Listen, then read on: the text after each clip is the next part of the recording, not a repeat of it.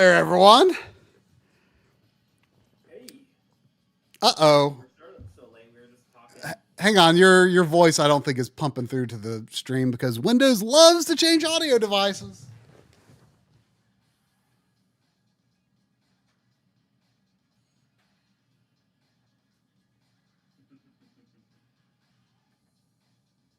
I'm trapped.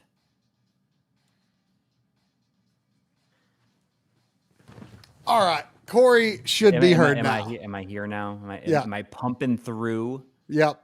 to the stream? Yep. I'm pumping through. That's what I do. Yeah. But anyway, sorry we were late. We were doing Alan Wake 2 talk since I'm partway through that, and so I'll spoil stuff for you guys. Yeah. He's been playing a lot of Alan Wake. Yeah. I was saying I get frustrated by how slowly I move through it. It's a slow moving game. Yeah, it's hard to tell if it's the game's fault or if it's just my compulsion to check every corner. Yeah. And that's okay though too. I mean, that's you don't need to feel like you need to rush. No.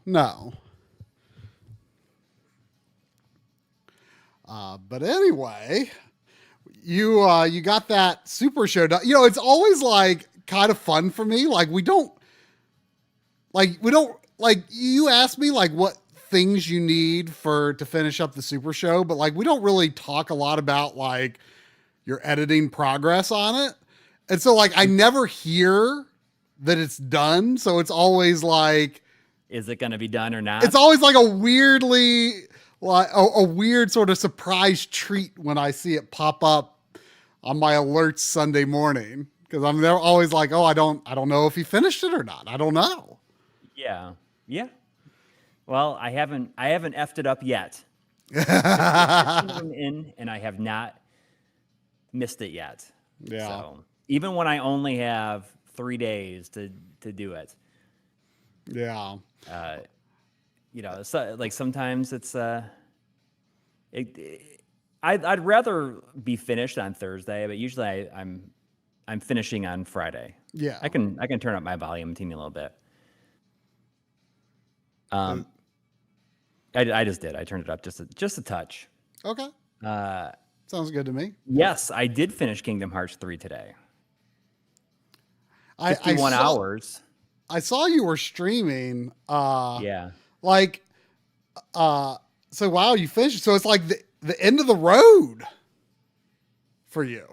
Yeah. Well, I'm doing the Remind DLC All tomorrow. right. I am slightly tempted to try to platinum it. It doesn't seem like it would be that it wouldn't be that difficult for me to do that, especially if I'm just collecting things. I could probably platinum it, but we'll see. Yeah. Well, but yeah, I mean, it's the end. I'm kind of ready, but I do think that Kingdom Hearts 3 is my favorite one. And that's so interesting. It's just the most fun to play. And 2 is a very, very close second. I mean, it is really, really close. But this one, and I think it was just because I was able to play them back to back like this. This one just, some people have said, oh, the fan base feels that this one's a bit too floaty, but I like the fact that I can just do air combos almost endlessly. And I like that. I like the aspect about it. Yeah. Well, I mean, I'm thinking about starting it after I finish Alan Wake 2 because the kind of the glacial pace of Alan Wake 2 kind of has me feeling like playing a Japanese action RPG that just moves really with a lot quickly. Of button mashing. Well, I don't know. I feel like Kingdom Hearts 3 would probably move relatively quickly. Would be a fairly quick movie. I mean, Ys 8 would be another obvious choice, but I did say that I would try to play Kingdom. I would try to use if I don't piggyback off of your, Kingdom Hearts wave, then when am I going to ever get around to playing 3? That's true. There's a lot of stuff in it that recaps, and what I think is nice is that they definitely go through situations where they explain things like, oh, this happened and the result was this. So you do get answers, right? Like and they recap you also. I feel like it's got to be really easy to find like a YouTube video that's like a recap of Kingdom Hearts up to 3. Yes, 100%. But yeah, it was really, really good. I knew that today was going to be, I was going to have to go in the last area, and I was just going to have to stick it out for however long it took. Well, and you started kind of late as well. Yeah, it was like 11 to 2. I think I finished like around 2. Oh, that's not bad at all. Yeah, and there's a lot of boss fights and stuff. But now I'm just doing all the emblems so that I can see the secret ending. And then I'm going to do the Remind stuff tomorrow. And I guess Remind is only 3 hours-ish. So we'll see if I finish that tomorrow or not. Longer than Fragmentary Passage. Yes. Yes. Well, I mean, it's also $30, right? Oh, yeah. I mean, it was $30. Right. You told me when it was discounted. That's another reason I need to play it sooner than later, because I paid for that DLC. Oh, okay. Yeah. I mean, so that's good. I'm glad you got it. I forget how much it was, but it was, I bought when you told me it was on sale. Yeah. I think it might have been $15 without, but I've heard from a lot of people like in the chat during it that they didn't really like Kingdom Hearts, and then Remind turned it around for them. You mean 3 or really the whole series? No, they didn't like the 3. They didn't like 3. But like I said last week, and I've been saying this the whole time, I think that 2 is the big fan favorite because there was 13 years of waiting for it, and for that also to be the best one up till that point. Right. It's just so firmly rooted as being the best. Like, how do you unseat that when it's been the best for so long? Right. Yeah, and it's impossible. It's impossible. You can't do that when people feel that way about a game for so long. And yes, there were all these other sequels, but none of them were probably a contender for most people. Personally, I like Birth by Sleep more than 2, but who knows if that would still be the case if I were to revisit them. I just thought Birth by Sleep was more fun to play, and I liked the characters more. See, in this one, 3 takes a lot of stuff from Birth by Sleep and 2, so to make what I felt like was the best gameplay. Interesting. So it has like the different forms once you, get a number of combos in a row, then you can change forms by hitting triangle. But it also has like a bunch of other moves like the theme park ride stuff, which kind of get annoying, and I don't use them unless I'm just waiting for my magic points to refill. Wait, you have a move, a combat move that is a theme park ride? Yeah, there's different theme park rides. Is it like a summon? No, they're just moves. Like there's like the that are based on different rides, like Splash Mountain or something. Yes, yeah, or like Space Mountain. I think. Well, Space Mountain and Splash Mountain are both things. It might be Splash Mountain, but there's like also one where you're in like these like bumpers or whatever, like these water bumper things, and there's a bunch of them, and there's like the big pirate ship that swings back and forth. Oh wow! Well, I didn't use any summons on stream. I used them on my own, but it's just not. I mean, they were just unnecessary. The game was. I feel like this was the easiest one. Also. Oh really? Well, I played 3 on hard. You played this on normal, and you thought it was super easy. Yeah, I mean, it was. I don't mind it when it's easy like that. Oh no, I'm just curious because I'm pretty sure when I played through 2, which was just the one time, I'm pretty sure I played it on hard for whatever reason. Okay. So it almost makes me wonder if I should consider that for 3. But it's been so long since I played 1. Probably. I mean, especially if you just want to play through it and enjoy it. Yeah, I just, I like I said, like I'm just kind of in the mood for like a breezily paced Japanese action RPG, And I think this is a good fit for you. That's a good fit? Okay. Well, I think I will probably do that after Alan Wake 2, even though I probably should play Ys 8, but I can play Ys 8 after. You could. Yeah. But anyway, yeah, that Super Show got done. And since it had been so long since I'd played a lot of those PS2 era Bond games, and since I'd never tried GoldenEye Rogue Agent, I recorded a lot of the G-roll for Coury before recording so that I could have just a little... 40% quieter than you. Huh? And you did turn me down before we started. Said no, I turned you up. Oh, I turned you up for... yeah. There's someone saying that I'm still quieter. 40% lower? I mean, it doesn't look that way based on the meters. I mean, if I do that much more for Coury, does that... Yeah, we'll see. Does that help? I'm definitely going to make sure that there's a video out in June. I will make sure of it. I've been real bad about it this year. I mean, so have I. Okay, now I'm 21.4873% lower. Not really. People are just saying that you talk 40% louder than me. Yeah. Well, I lowered my volume and raised yours. I mean, let me know if that's okay. Kingdom Hearts recap for Try's video. No, I mean, you can find one for him. I don't know if I can condense all of my thoughts already, but I am kind of planning on seeing if I can write and edit most of the games that I finished or played this year up to this point. I've always had this dream of doing it, doing half of it in June. Yeah. And then the other half I mean, at the end of the year. I tried to pitch to you a few years ago, like, why don't we do like a mid-year one?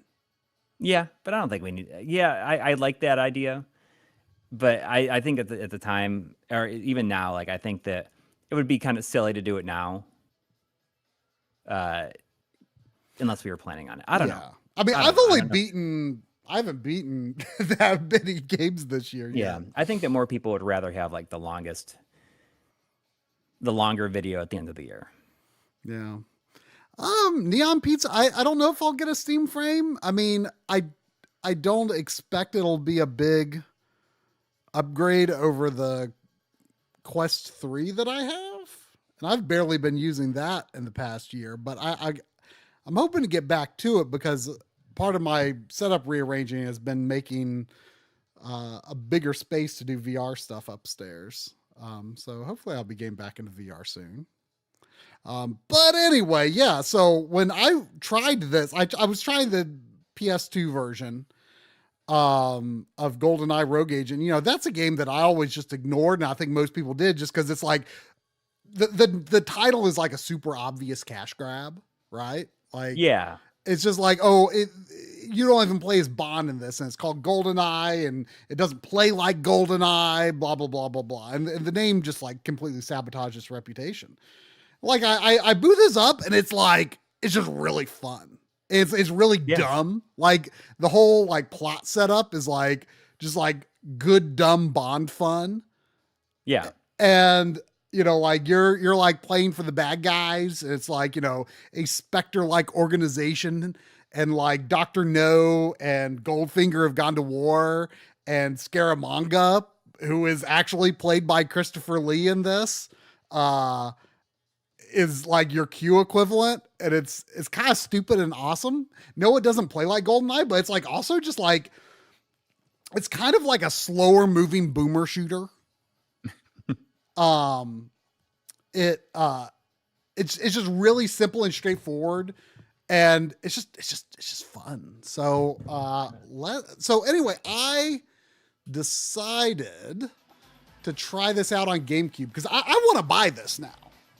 Yeah, and you tried to buy it. I tried to buy it. I went to my local game stores this week and couldn't find it. But I was curious because, actually this kind of came up in the MLiG Discord, completely unrelated to me wanting to stream this, where Shinjon, I don't know if he's watching, but he was talking about, how he really doesn't like the PS2 controller for shooters, and I do. And he loves the GameCube controller for shooters. And I, in more recent years, have kind of turned against the GameCube controller for shooters, but I kind of wanted to give this another try because what if I do come across the GameCube version?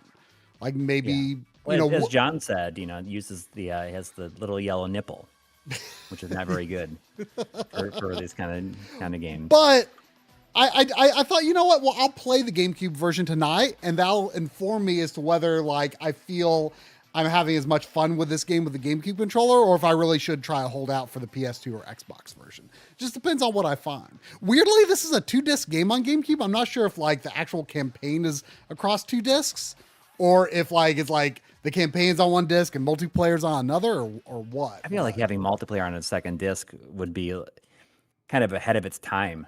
Yeah, I don't know what the reason is. 3 years ago, while on assignment, you probably won't be able to hear M very well. So you're playing this off of the whatchamacallit, the GC drive thing. It is the GC loader or whatever. Loader, that's right. Whatever it's called, because I've been too lazy to get around to installing my flippy drive. Yeah, the flippy drive that I ordered, I don't even remember when I ordered it. Just showed up the other day. Oh, have you installed it? And I'm thinking like, oh, I will probably put my disk drive back in. Well, this is a separate GameCube, so I just swapped my GameCube that I normally use here out and put in the GameCube that has the because I want to put the flippy drive in my Indigo GameCube, which I use as my primary GameCube pretty much. Yeah. No, it's not the NSO GameCube controller. It's a real GameCube controller. It's actually like one of the ones that was released for one of the Smash Brothers releases, like one of those more modern ones. So it's kind of got like the tighter control sticks, but and a much longer cord. That's why I'm using it really. But I took my Indigo controller shell and put around it. So I've got like kind of the best of both worlds. It's like a fresh button GameCube with a longer cord, but the classic color.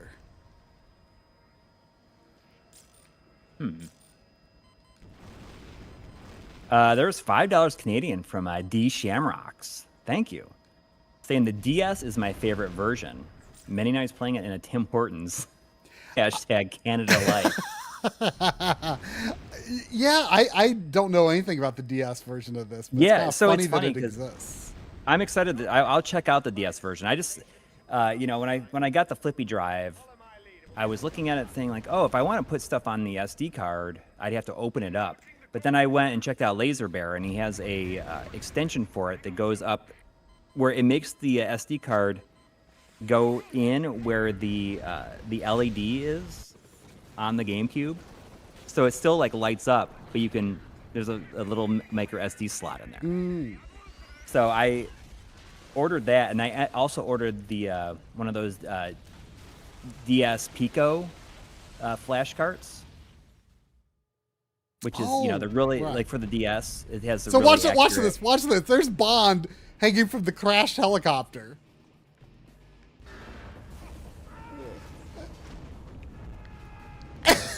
and he just dies right at the beginning of the game. So you're this like you're like just a random MI6 agent. Oops. And Bond dies at the beginning of like basically what's the conclusion of the Goldfinger movie. Oh, okay. And so, you're at Fort Knox, Goldfinger, is doing what Goldfinger was threatening to do. But, it's like an alternate reality where Bond dies.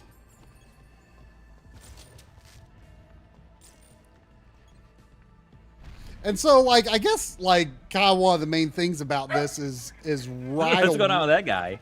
Huh? That dead guy. It's too late. But like right away, you're like dual wielding, like, you know, it's I don't know. It's kind of fun. It's a really straightforward first person shooter. There's like an arrow on the screen at all times, like pointing where to go. So it's not tough in that way. Not. It's not. You have auto regenerating health, which is like, I guess, the more modern aspect, I suppose. Mm-hmm. But it's just like it just feels like a really fun, low stress kind of time, you know? Yeah, and that's nice. That's and nice. Like, and I think that.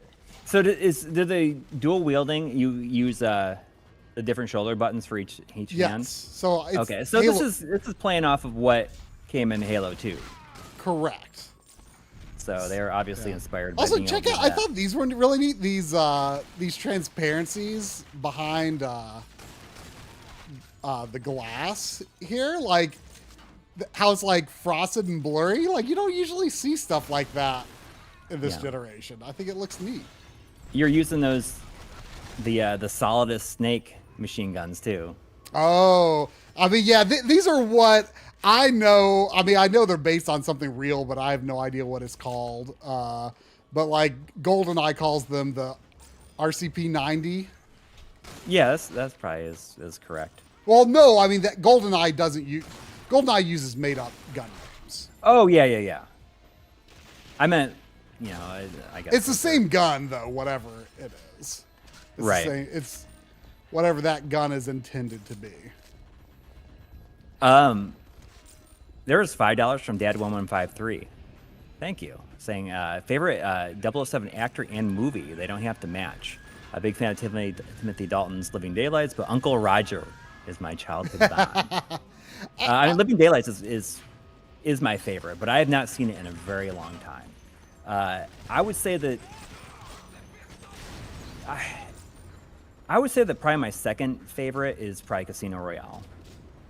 I find it to be like incredibly rewatchable. But again, you know, like I am very much a fair weather James Bond fan. I've not seen most of them like more than once.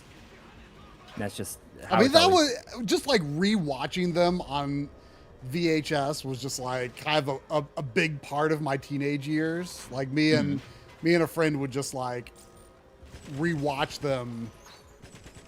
Just pretty much like we would just put a Bond movie on the background while we like played something, or you know, right.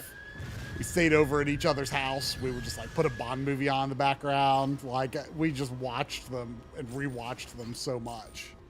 Yeah, but I mean, Living Daylights it was the first one I saw in the theater. For some reason, I remember seeing a preview for The Rocketeer before that. Which Timothy Dalton is in. Yeah. That's really weird. But maybe I didn't see the. Maybe it was License to Kill that I saw a trailer for that, which is kind of weird too. But maybe I'm just thinking about it because I saw them both at the same theater. Which it was a theater that I went to only a couple times in Erie, Pennsylvania, at the Mill Creek Mall. That was also the only time I ever went to a Funko Land is when they had one. Really? The only time? I only went to Funko Land once, and I had no time to really look at it. Oh, what a tragedy! I feel so bad for you. But I don't know who my favorite Bond actor is. I mean, Daniel Craig it feels weird to say that Timothy Dalton is the best, just on virtue of having only been in 2 movies. But at the same time, I kind of do feel he's the best. I really like Timothy Dalton. It so long to like make some real stinkers, maybe. Right? You didn't really have enough time to get sick of him, I guess. Yeah. Right. Like I really like him a lot, and I feel like I like him all the more after seeing him in Hot Fuzz. He's so good in that movie. Yeah. He's so good in that movie. But do you have a favorite movie? Favorite Bond movie?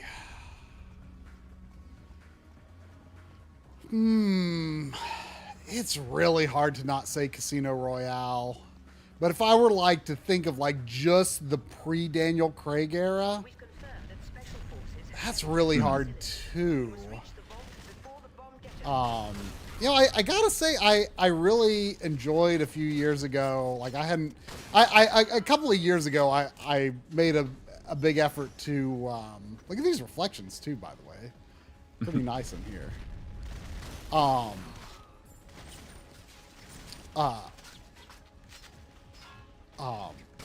rewatched a bunch that I hadn't seen like maybe since I was a teenager, and I had a lot of fun rewatching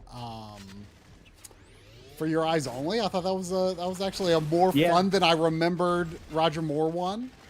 Yeah, I mean that's one that I remember a lot too, because I think that is like one of my top ones also. Yeah, I didn't rewatch it a lot back in the day, but yeah, I was like, oh, this one's pretty good. And you know what also surprised me? I remember thinking The Spy Who Loved Me was my favorite Roger Moore back in the day, and I rewatched it not that many years ago, and I was like kind of disappointed by it.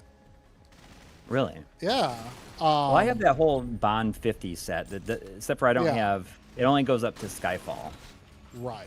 Well, it has a slot for Skyfall. Well, yeah, and I got Skyfall and put it in there. Same. But because it came out before Skyfall.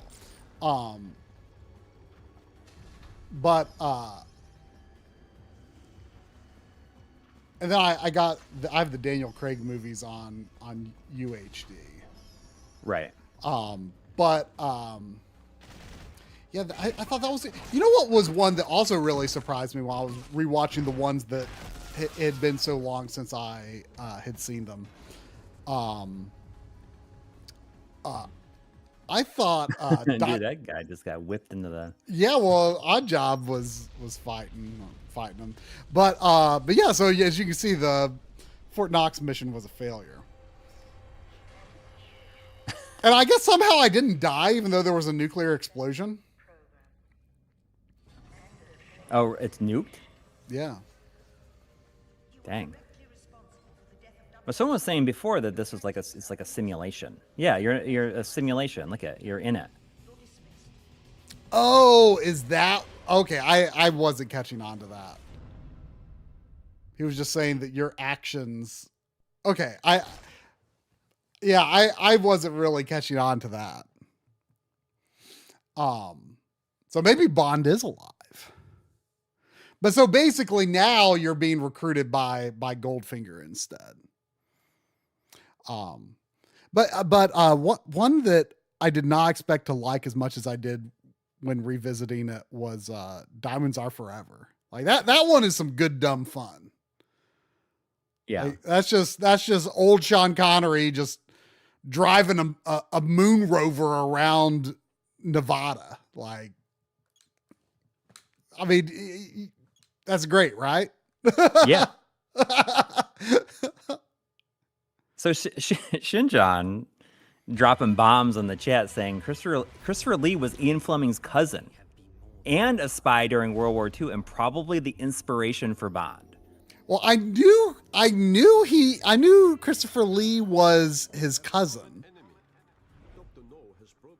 That's wild. But I did not know he was a spy in World War II and possibly the inspiration for Bond. That actually is kind of nuts if true.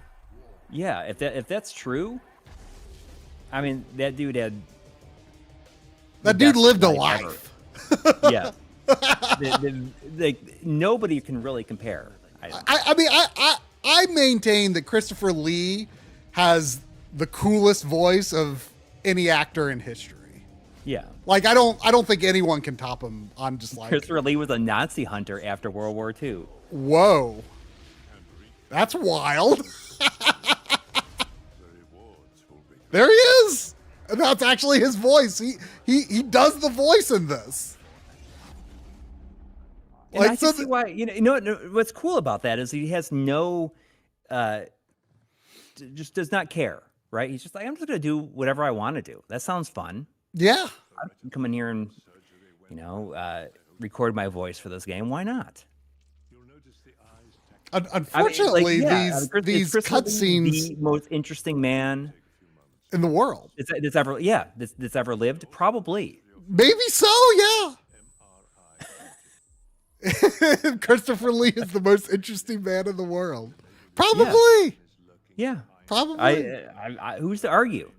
Yeah, especially if what Shinjon says is accurate. Yeah. He's done so much. I'm sorry you can't hear his delightful voice in these cutscenes, but they're just like mixed so much. These FMVs are mixed so much lower than the gameplay.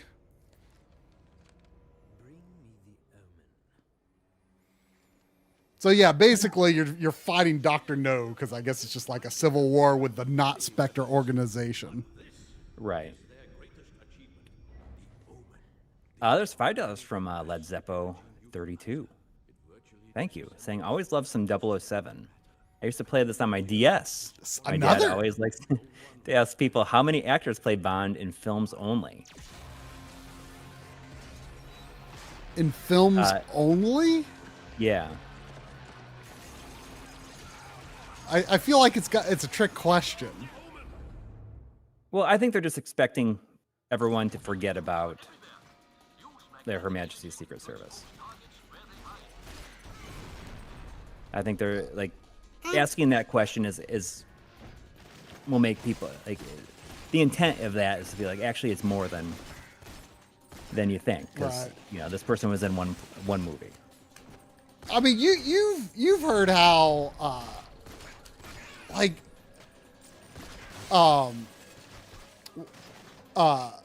George Lazenby was all right, so your GoldenEye actually lets you see like enemies through walls, and there is at least one weapon that actually like lets you shoot through walls, like the Farsight and Perfect Dark, which is kind of neat. But George Lazenby was like not really an actor. Yeah, but he's still. But like honestly, like I think he did a pretty good job. It's just that he was in one movie, and not in a lot of other movies.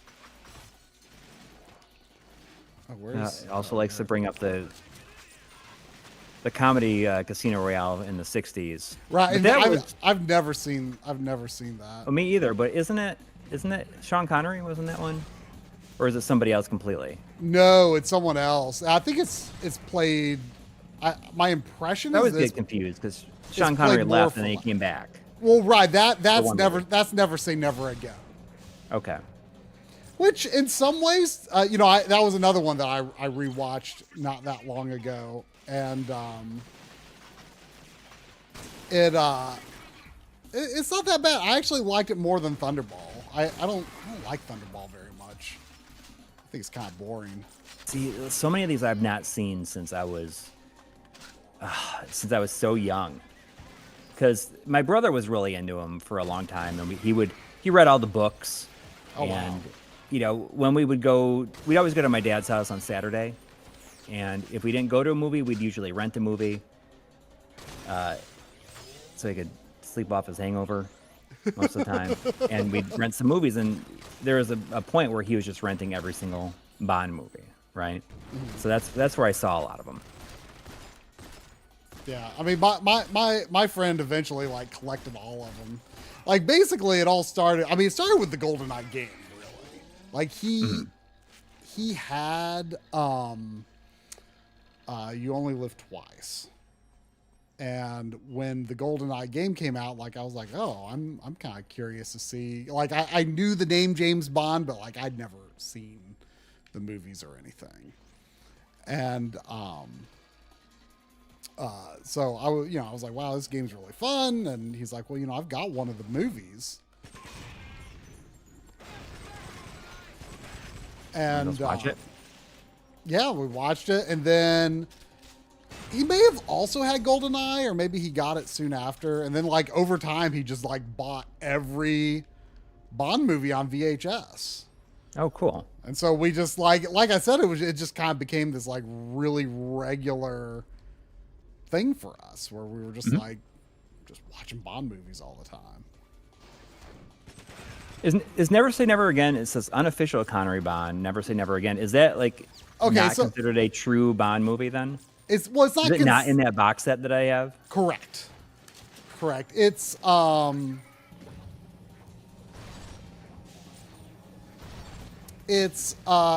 it's not by. I mean, he is James Bond, but it's not an Eon Productions. Okay. Game or movie. For what it's worth. So yeah, it's I mean, you were probably like really tuned out while you were editing the Super Show, but Josh kind of explained it, like this guy. Yeah, well, I was tuned in, but this guy, I forget his name, but he like co-wrote like a script.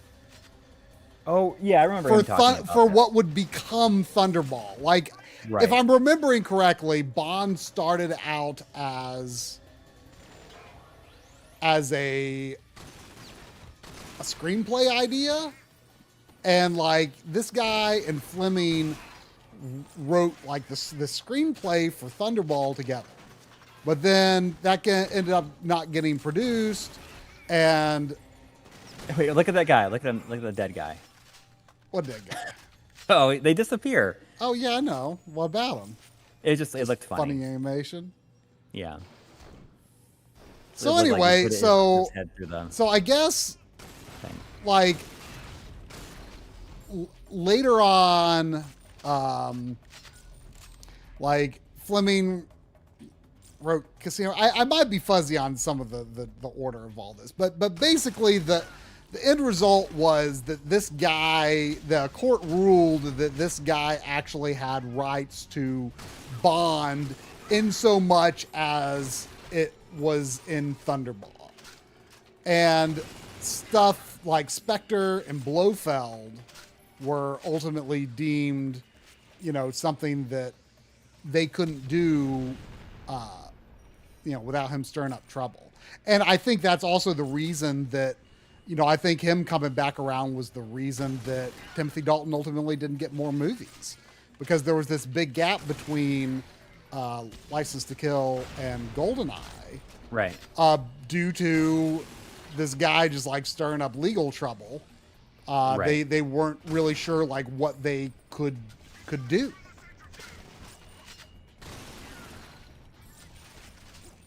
That's crazy. So yeah, it was an interesting situation.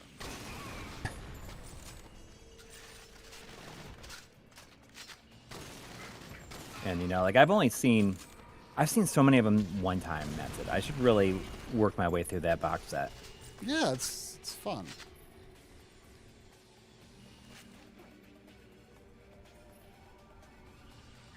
But yeah, I was not on this episode because I do not have. Oh, now here's what's fun. Now I'm dual wielding a machine gun and a shotgun. It's just, I think the game has very satisfying reload animations. It just makes it really fun. It just almost makes no sense. Oh, it absolutely doesn't make sense, but it's entertaining. Yeah. Like, look at that. Look at that. It's awesome.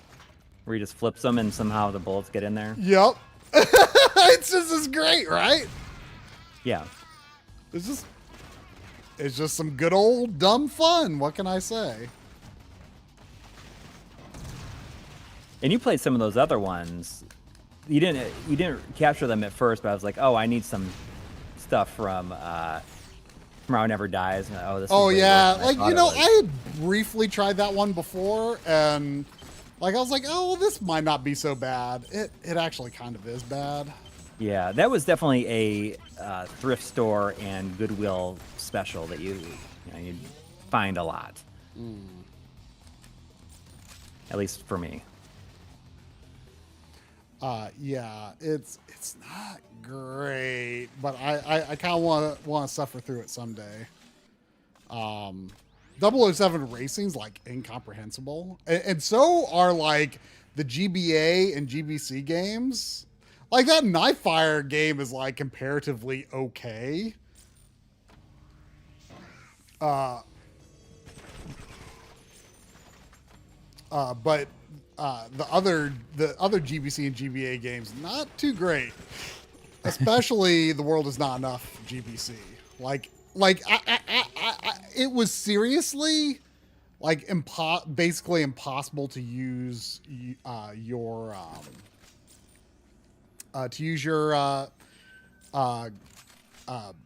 gun in it, because you like have to do this like super slow like get ready animation, and the enemies were like faster than you, so they like shot you before you could do anything. So I was just like walking up to enemies and punching them for your footage. It was like the only thing I could do.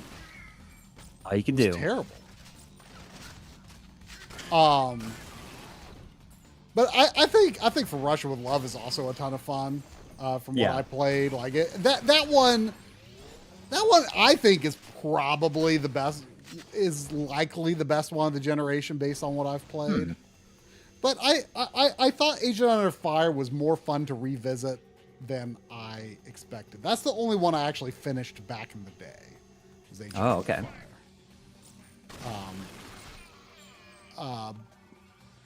And I didn't expect it to be too much fun to revisit, but it's kind of got these bite-sized levels, and I found that to be a enjoyable aspect of it. Yeah. KCW is asking which actor would we choose to play the next Bond, and he suggests John Hamm, who was in Mad Men and a lot of other things, and I think that's a very good choice. I still want to watch that show that he's in now. My wife and I have been talking about watching it. It was like Your Friends and Neighbors, I think it is. I don't know like actors well enough to really make a good suggestion. I honestly really don't know. I did not mention Jamook Luke's 11-month subscription notification, who's been a member for 11 months in a row. Thank you. Thank you. Yeah, I can't imagine them picking John Krasinski, although he's like Jack Ryan now. And I guess he's the Jack Ryan Amazon stuff's pretty good. And they just released a movie.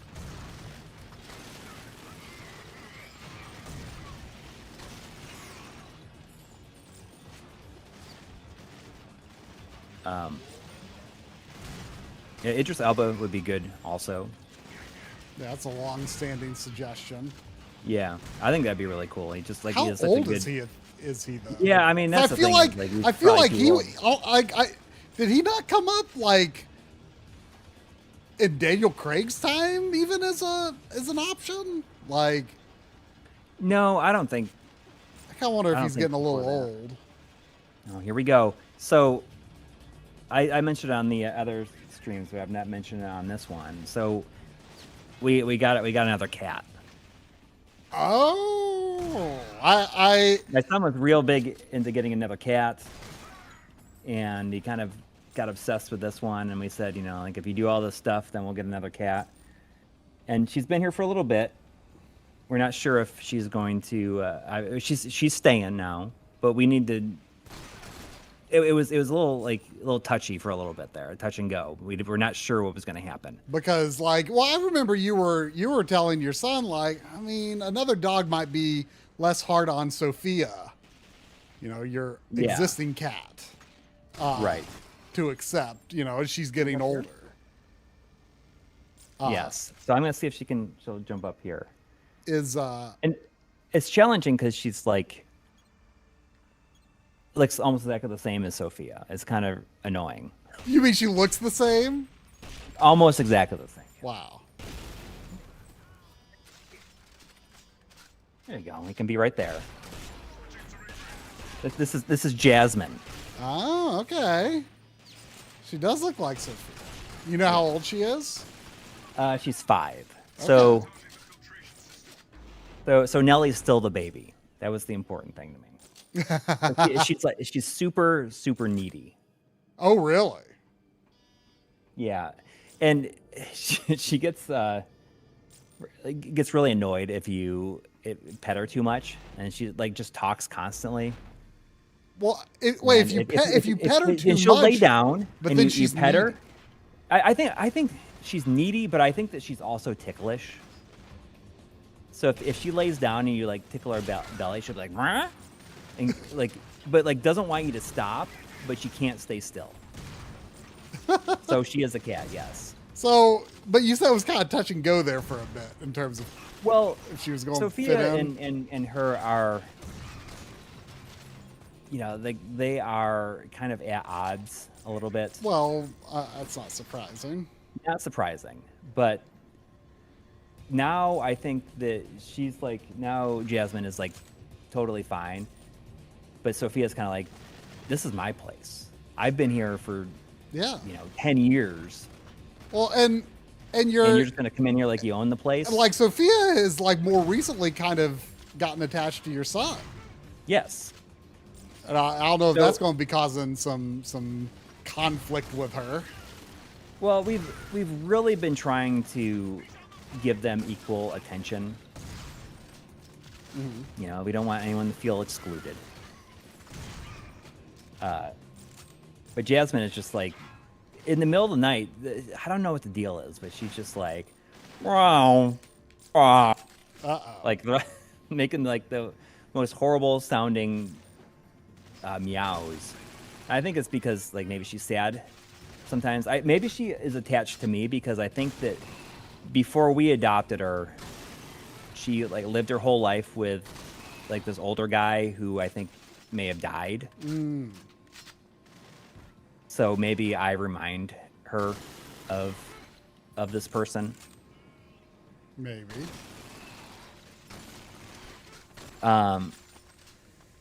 So she comes down here and hangs out with me a bunch. How long is this? How long has she been there? She's been here a couple weeks, but we weren't sure if she was going to stay, so I didn't want to like put it out there. Because if it didn't work out, then it would be, I'd be like, all right, I didn't want to be like, oh, we got a cat and then we got rid of her. Yeah. Because, it's just causing too many problems.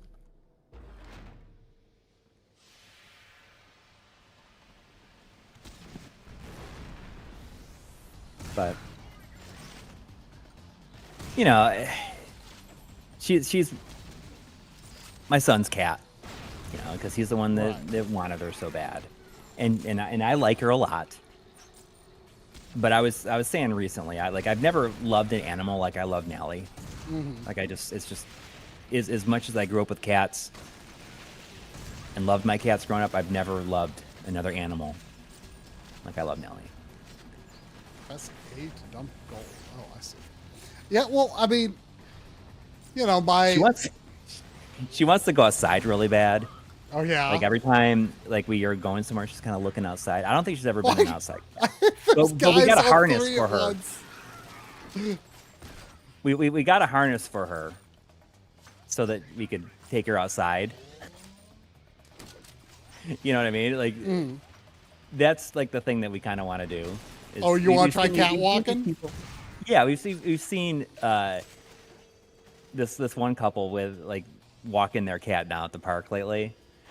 Like, oh man, we can walk her with it. What I think is funny though is that we put the harness on her, and because I think it's just the way it goes across like in between its shoulder blades. It goes between it like a cat's shoulder blades, and I think they use that to like balance. Like it's a big like a point of gravity for them, right?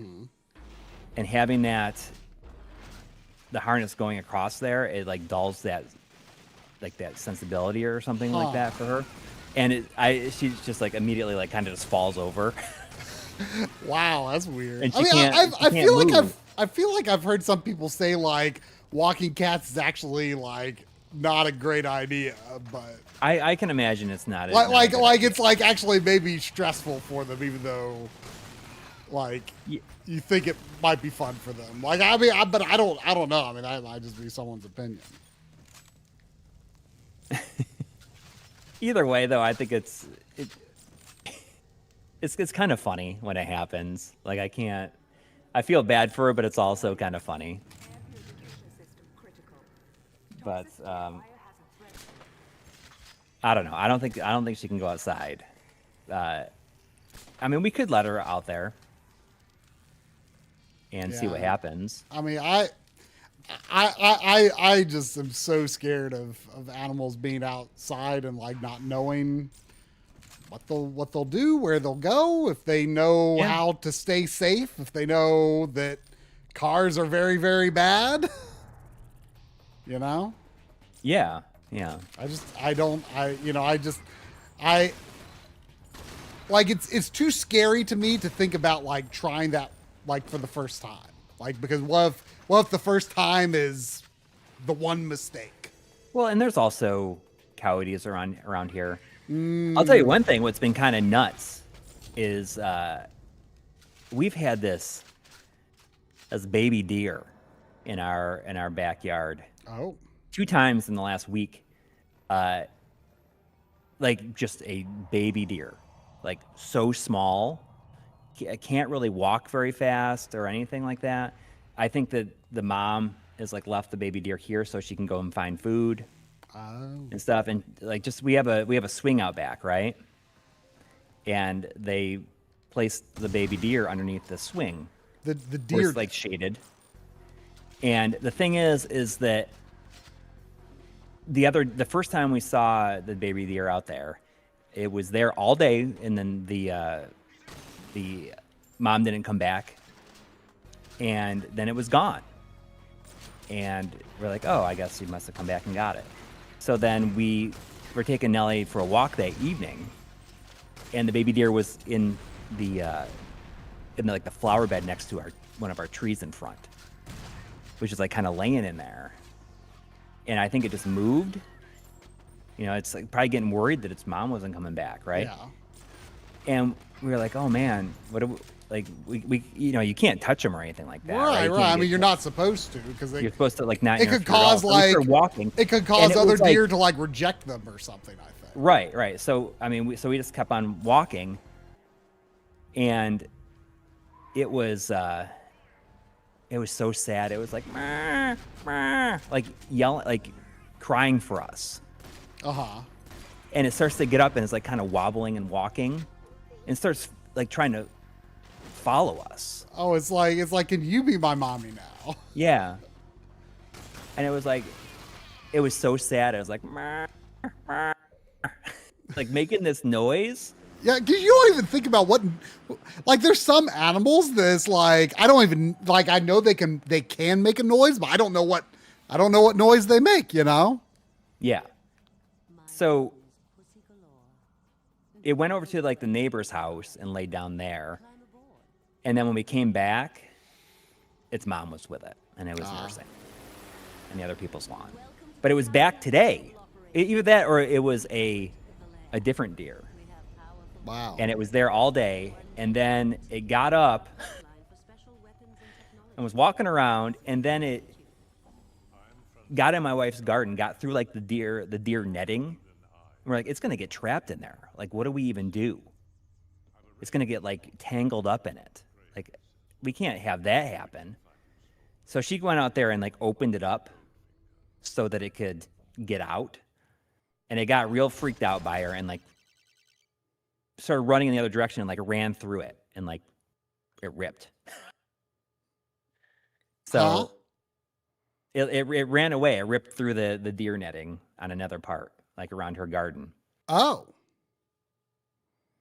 So, and now hopefully I don't know where it is, But it was so sad making that noise. I know wanted you to help. I know, and Mr. Dots was saying that there's a number you can call for that kind of thing, and we were prepared to. It's just that it started following us. It's like we got to find this number and call them like right now. What do we do? So everything's okay, but you're just not supposed to interfere, right? Yeah. Anyways, there was $5 from Dadwoman53.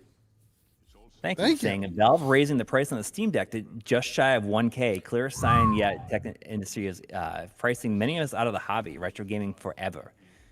Yeah, I mean, people were complaining about retro gaming prices a few years ago. Now look at how things have gone. Yeah, it's hard to feel optimistic about anything. And I think that it's going to get real crazy this summer because we're going to see what happens once there is like peak driving season and the gas prices are going to we're just like burning through our reserves or whatever right now, and we'll see what happens when we run out of reserve in the next 1 to 3 months. It's going to turn into Mad Max probably. Well, at least we've already got enough video games to live the rest of our lives Mad Max style. Yeah, there's that, but I think the main thing we got to be concerned about is, like what that means for the food industry. $1,000 Steam Deck is probably gonna be the least of our worries. Yeah, $1,000 pizzas coming next. $1,000 pizzas, yeah.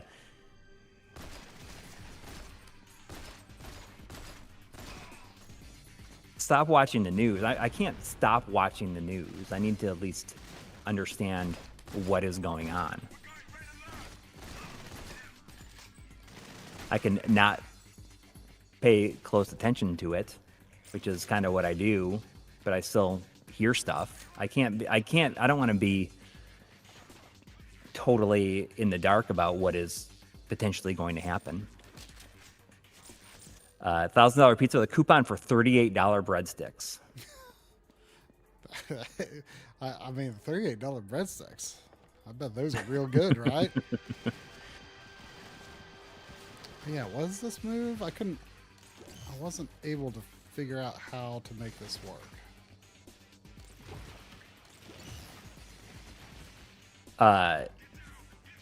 Maddie, why did you change your name? Corndog Maddie, aka Madonna Shiki, has changed her name to Pico Knits. Now, just so you know. Pico Knits.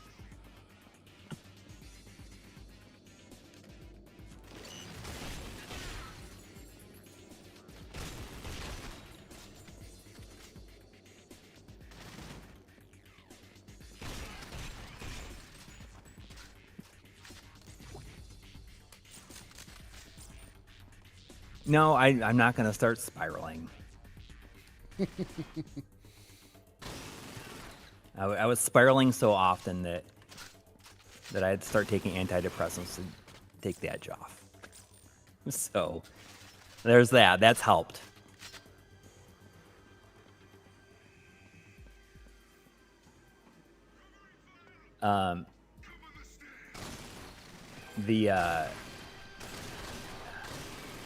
We ordered from Papa John's.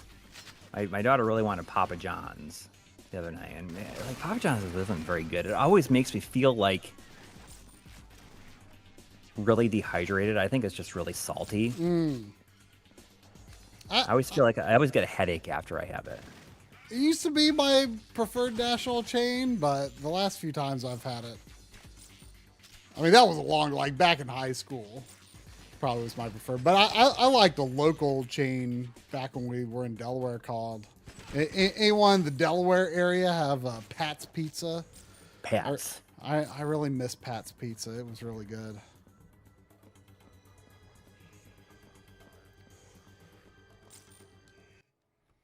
Goldfinger pays me well. Yeah, it's just I don't know why she wanted it. It was not very good. Oh, here I remember this scene from the video, where he's like, Doctor No is my new boss. Yeah. Pays a lot better, or something like that. That's what he said. Can you believe Dr. No pays better than Goldfinger?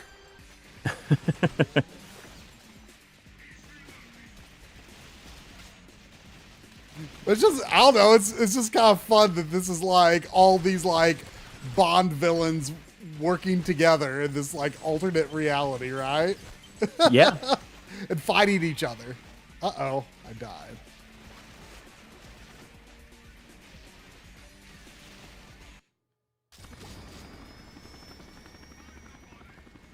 Oh, you died. I did. Is that your first death? I had died a few times when I was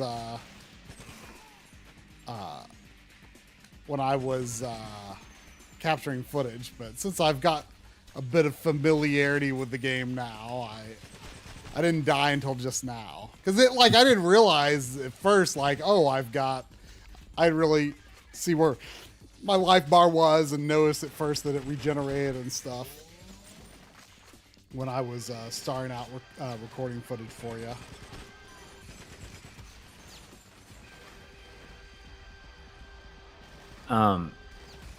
Shadow Mask is saying that Pizza Hut is opening a retro-themed sit-down restaurant in Georgetown near me. Which, there's one, it's up by you, I think.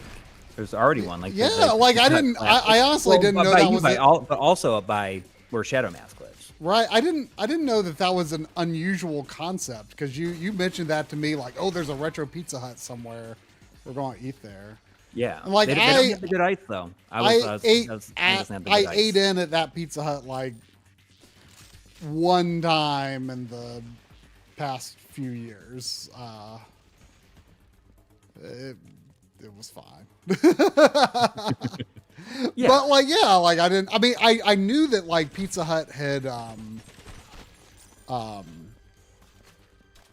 gone to a like retro logo format, I guess. But I didn't realize that like their classic sit down style was like not everywhere.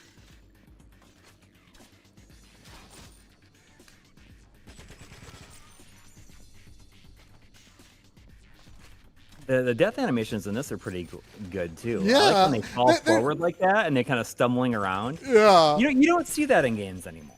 No, they always fly backwards now. I saw some talk about that, like how like the people making the argument that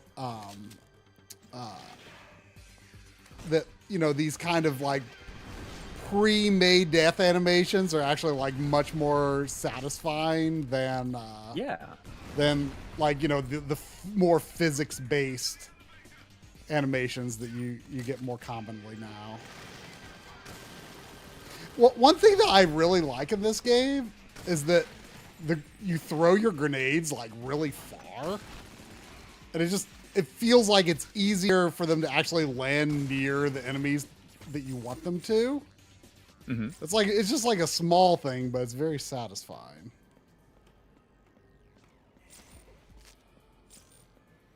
The enemy characters like kind of make me think of Time Splitters for some reason.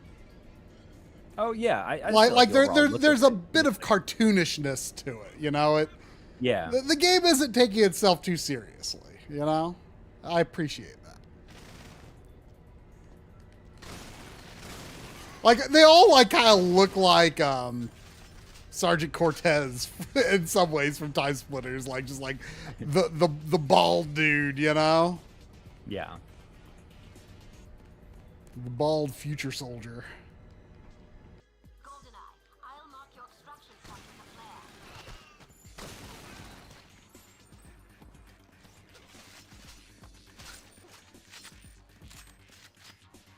I thought that elevator was just dropping.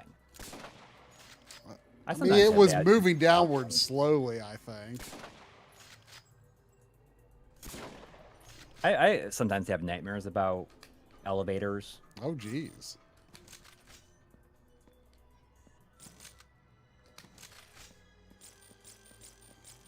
Can't think of a time I specifically have.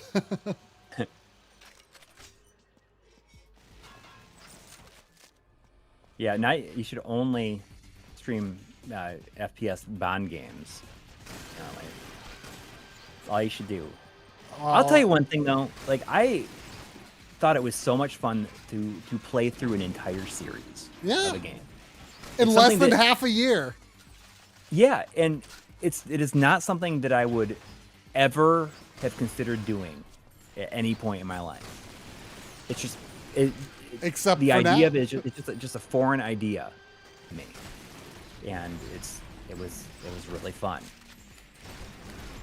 Yeah. I mean, what if I play Ease 8 and then I'm just like, I'm gonna play Ease 9. Yeah, Ease 10. And then you're gonna say, I'm gonna play Ease 10. GoldenEye, I'll mark your extraction You should play 8, 9, and 10 all in a row. We'll see. Well, you know what the thing is though is why not? If you are having a good time, then I think a lot of times we tend to think like, oh, I should save this for later. I need to play. Or you're like, why? I need to play played something this one a different. bunch. Like, so why not just play the stuff that you feel like playing it for as long as you feel like playing it? That's kind of what I decided to do with Yakuza last year, and that's although I've not touched really any of them this year, so maybe it's just. I mean, I like playing 2 games in a series back to back, but like a whole series, I mean, it just depends on if I still feel like it, you know? Yeah. I mean, maybe I will, maybe I won't. I don't. If you feel like, oh, this was a lot of fun, I want to play another one, you should just do it. Yeah, like I kind of feel like I could just play Quantum Break after Alan Wake 2, but the thought has crossed my mind, but I feel like I'm remedied, going to be remedied out. Yeah. Like I'm already feeling a little remedied out.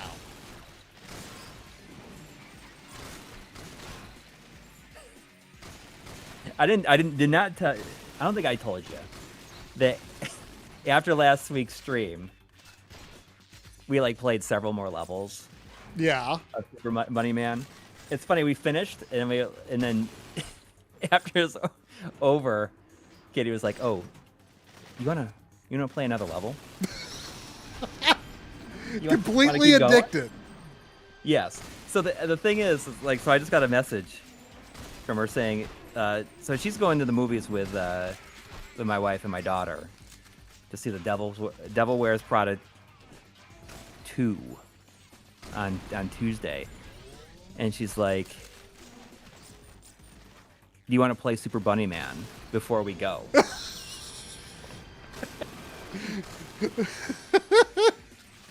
So she's very committed to like finishing the game. Well, have you gotten to World 4 yet? No. But did you beat how many more levels did you beat? We beat 2 more levels, and then I was just got to the point where I was just like trying to do it too fast because I was tired. I was just like I was zombie, I guess. Where I was just like, all right.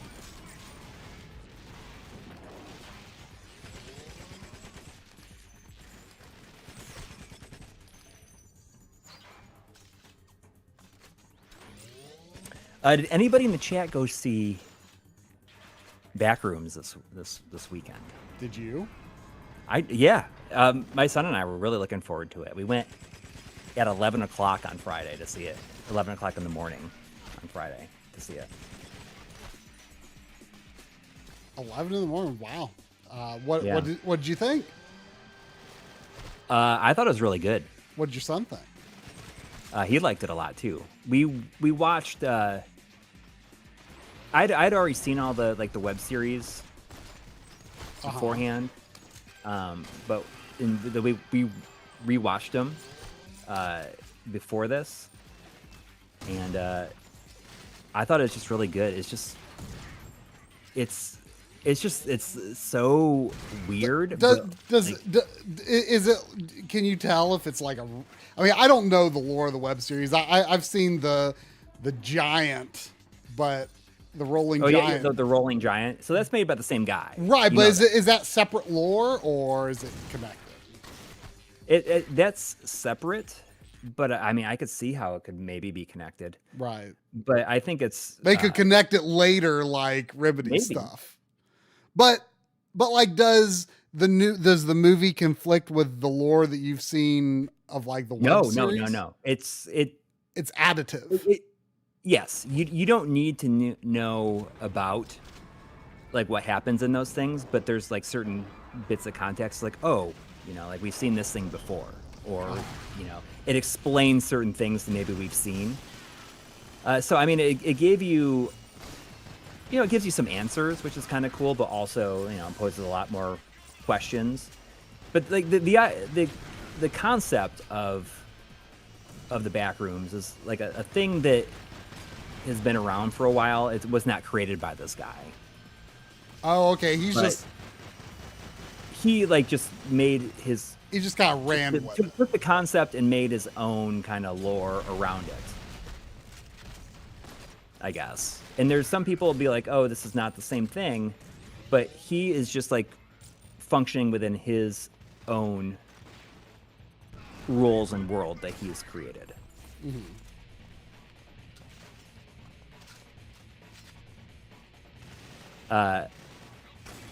Maddie, you should just watch the series. It's not. You could probably watch them all in an evening or two.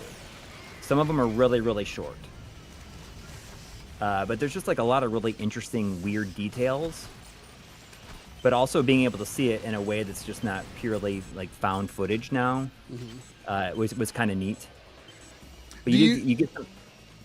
I mean, it's all him, yeah. Like if you look at the playlist on the Game Pixels YouTube channel, and you watch that, you should also watch the entire series of The Oldest View, which is it's a separate series, but it's like I think is even better. That's more like movie length, maybe. No, not. I mean, to watch them all, it would be like a movie, yes. So the promise of the Backrooms is basically like no clipping through reality. I mean, do you think you like it for the same reasons you like Control? Yes. Yeah. Where it's just like weird and unexplained. Well, this Oldest View is not related. It's made by the same person, but it's just its own story. But I could see eventually how it could be connected some way. There's certain aspects of the movie that are similar to The Oldest View. But it's by the same person. I did like being John Malkovich. It's been a while since I've seen it though. But I feel like the one scene at the restaurant where they're all John Malkovich and they only say Malkovich is it like is lived in my head ever since I saw it. But I really liked the Backrooms movie. I like that it kind of moves very glacially. It's kind of a slow burn. And I just thought it was right. The Red Letter Media review talked about the copycat Backrooms because I mean, there's like games and stuff based on the idea of it, and the community has created this whole idea, like where every level of the Backrooms has its own thing, and that's different why it's different. Strata. Yeah, or like certain different rules. And this is like he's created his own world like that uses the concept.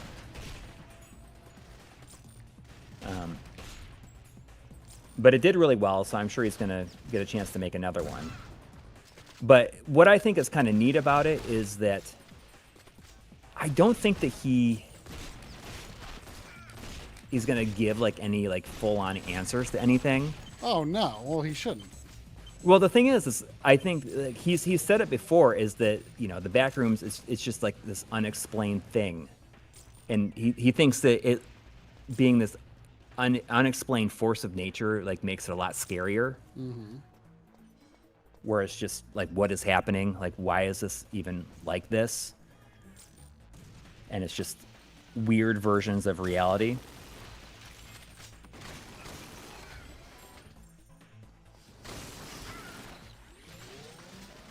Well, I mean, you know, I think it's, you know, part of the same reason that, like, you know, the Wachowskis wouldn't give any interviews about The Matrix. Like, they didn't want to, like, give a definitive word on what any of it meant, right? Yeah. Like, because that kind of ruins it. Right. But like, I think that... Like, I think, you know, the director of something can say too much to the point that it... that it, you know, it becomes less interesting than what you had in your head. Yeah. And we should have learned by now, especially with like just about every single fandom out there, that people that have made this stuff in their head, and then when you get answers, they're just going to be angry about it. It's never going to match what they have expected it to be. And yeah, I just think that it's I'm excited to see what he does with it, and I just think it's fun to watch because it's creepy and unsettling. Maybe it might not be as unsettling to me as I think that it's probably more unsettling to like younger people, because I don't know, they don't know what malls are, or I've worked at enough places over the years, like especially when I was temping, that like feel like these office spaces that are just empty, that feel so much like what the Backrooms are, that it doesn't feel as creepy and scary to me, because I've been in those environments a lot. Like when I temped in New York, I would be working at different places every week, and it was just lots of places like that. And I think that, I don't know, like I wonder if it just kind of being such a weird foreign environment. Yeah. For I mean, younger I would say I didn't necessarily work in a lot of places like that, although, you know, it's not like I've never been like down the side, you know, hallways of a dead mall or something. Like, I mean, we Right. did that at the old Arcade Legacy location. Right. Well, so the Backrooms are not like the mall. They're not a mall. Oh, okay. It's almost like a it's more like an office building. It's like an office building with nothing in it. Okay. And it's just like you get the sound and the buzz of the fluorescent lights. Yeah. And stuff, and everything is just kind of like has this yellow hue to it. You should watch the series. I think that. I mean, I kind of would rather like watch the movie like without really having seen any of it. I think that it would help. All it does is give context to certain things, and what is kind of neat is that there's lots of like really little details in there that it's all found. The web stuff is found footage, right? Yeah, but not all of it. There's several found footages, but there's also just like little bits of history and stuff from this world, or these like there's stuff with researchers found like a way in, and they've been slowly going in there and like checking it out. Like Control. Right, and they don't know what to make of it, right? All they're trying to do is just find out more about it. Mm-hmm.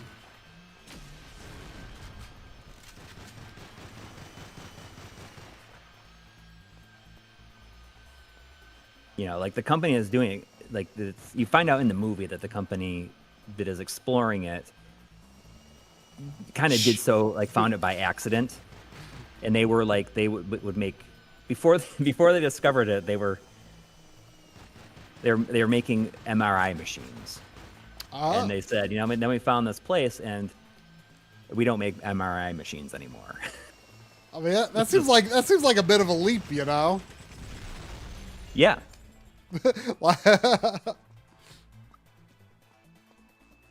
But it's cool. It's cool. It was a fun little movie-going experience. My son, there's like one part, like he was, you know what? He was very good, but I think it's like the loud noises sometimes that like make him nervous in terms of like scary movies. And there was not there's some weird stuff in it, but like because we'd watched all the videos together, we were just kind of like, oh, it's that thing. It's that cardboard cutout of the old Neanderthal man that, you know, you see in one of the web videos, and then it has a much bigger role in this. But we don't call him the Neanderthal man. It's like, oh, it's that cardboard cutout of that really chill guy. That's what he said. He looks like a really chill guy. But yeah, he handled it very well. And there was only 2 other people in the theater when we went, so we could kind of like talk a little bit throughout. You know, very quietly, obviously. But I guess it's going to be a big hit. What's cool about it is it only cost $10 million to make. And then it made something last time I looked, as of yesterday, I'd made $38 million already. Wow. So I mean that's great. And the director is 20. That's 20 insane. years old. Yeah.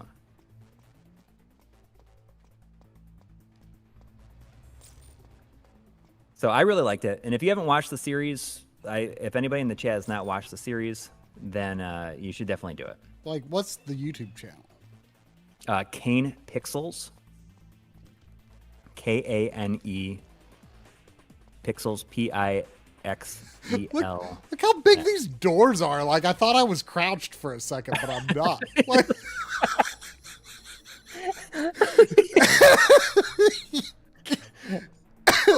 look, these doors are huge.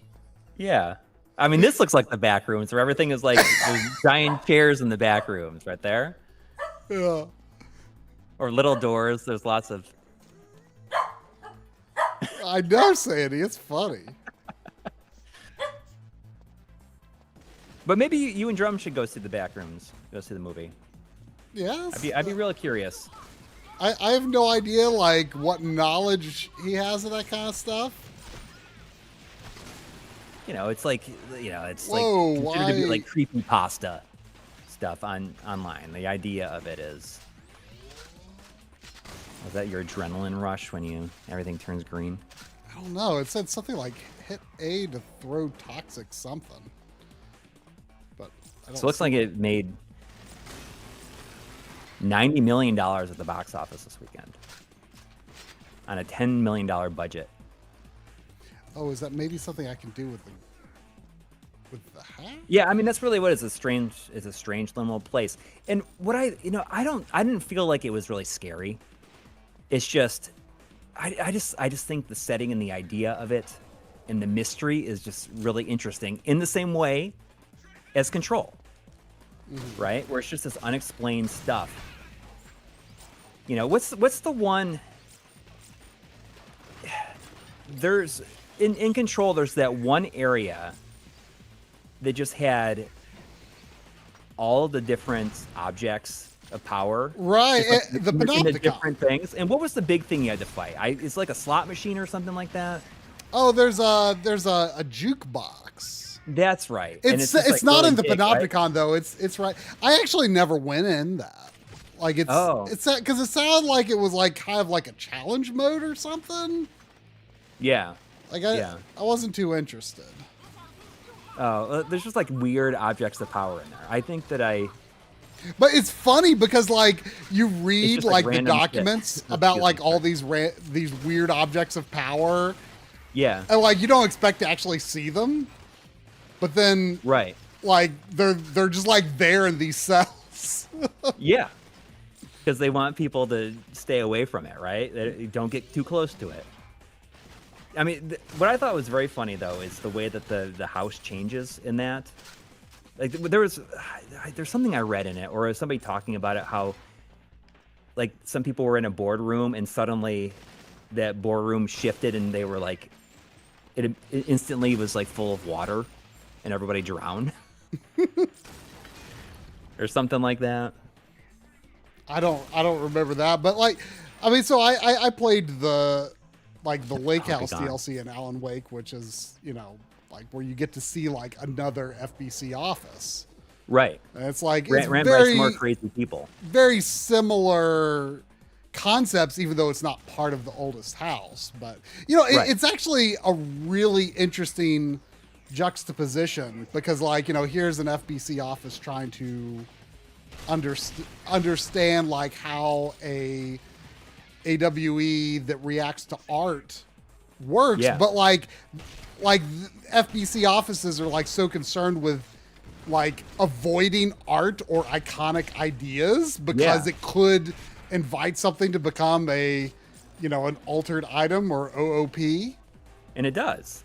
Right. So like it's really interesting how they basically like they had like it makes you realize that is like the most dangerous possible place for them to operate. and the painting creatures were scary. Like they're real creepy. Yeah, they were pretty creepy. I was a little annoyed I couldn't kill them for a long time. Yeah.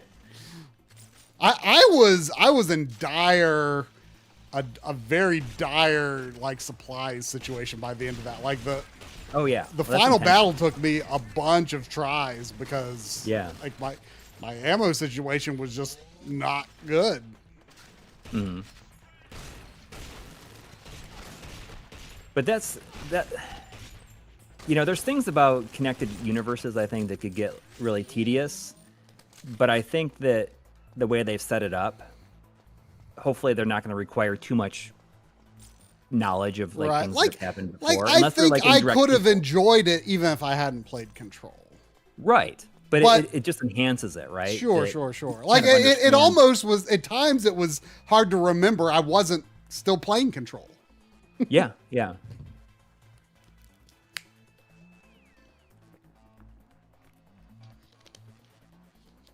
Save that profile. But I'm very excited. So you feel like you're gonna get Control Resonance and play it on day one now? I mean, maybe. There was absolutely a tease for it in the Lake House DLC. Yeah.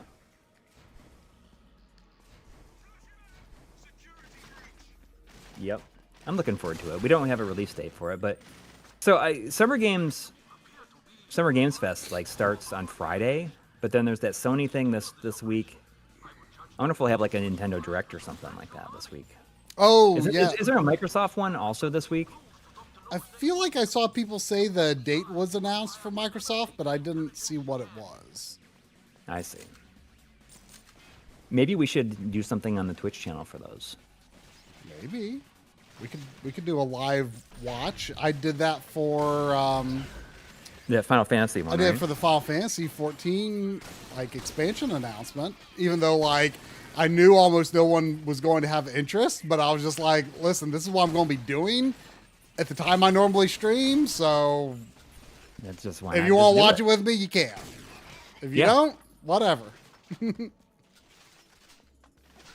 Microsoft is Sunday at 10 a.m. Pacific, so Sunday at 10. Okay, so is Summer Game Fest on Friday then the only other thing that's like announced for this coming week? Jeff Fest, I think John calls it. Jeff Con 5. Yeah.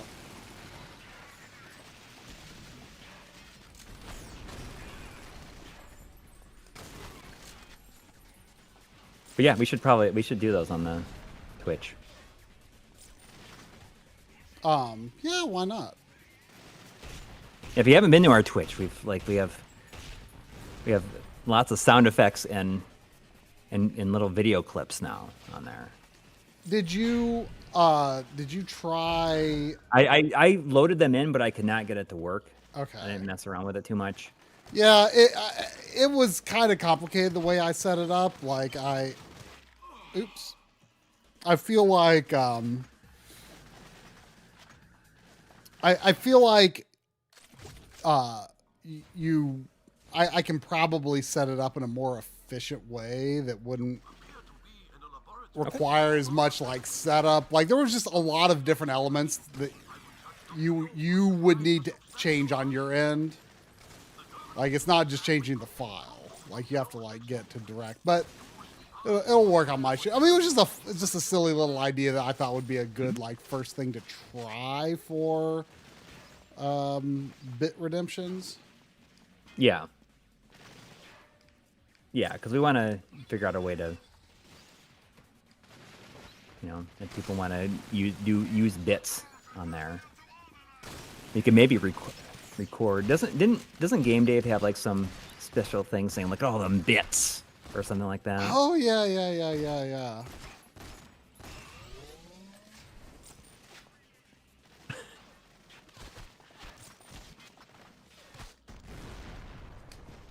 Oh, that guy, he looked like he fell backwards in slow motion. What's happening in the plot right now, you know? I mean, I don't know. Goldfinger talked to me a bit ago.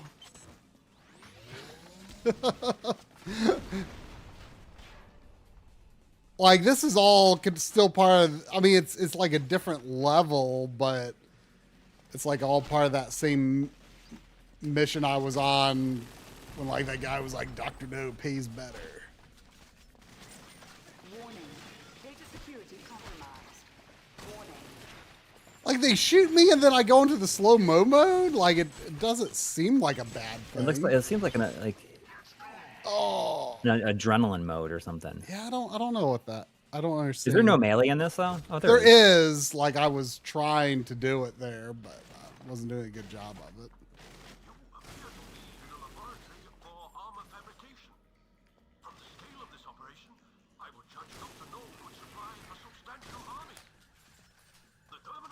And you played through Bubsy 4D. On the stream, on the Twitch stream this week. Yeah. It only took me 3 days. Yeah. Nice breezy little thing. Yeah. I mean, I wouldn't say it was amazing or anything, but it was fun. Like, kind of the tricky thing with it is it's kind of very easy to, I feel, kind of get your wires crossed. Like with the controls a bit, because there's like actually kind of a lot you can do. Like my understanding is that the developer, which also did like Demon Turf and Demon Tides, is really into like someone in the chat described it as like expressive platforming, where like you kind of just like string moves together in very kind of dynamic ways, and you know you can almost kind of like break things a little bit, you know, by like, oh, you're getting up, you can get up here and like Mario 64 in a lot of ways, right? Like you can kind of like get up in places that almost feel like it's not like how you should be doing it. Yeah, but it's okay. And you have you or have you not played their previous game? I haven't. I have Demon Turf for Xbox. And I'm interested in Demon Tides. Well, technically I did play a little Demon Tides at John's house. Okay. Which, you know, seems really good. I mean, probably overall more polished, I would say, than Bubsy. But then again, you know, I was playing Demon Tides on, I don't remember if it was his PC or PS5. and I was playing Bubsy 4D on Switch too, so that could Does it run pretty good on Switch too? Huh? Did it run pretty good? Like, I mean, it's mostly a locked 60. Lower resolution, and you know, you can kind of a lot of blurry ground textures, but overall, pretty solid. I mean, I'm glad I got that version just because I like true Switch physicals, not Switch 2 physicals. Yeah.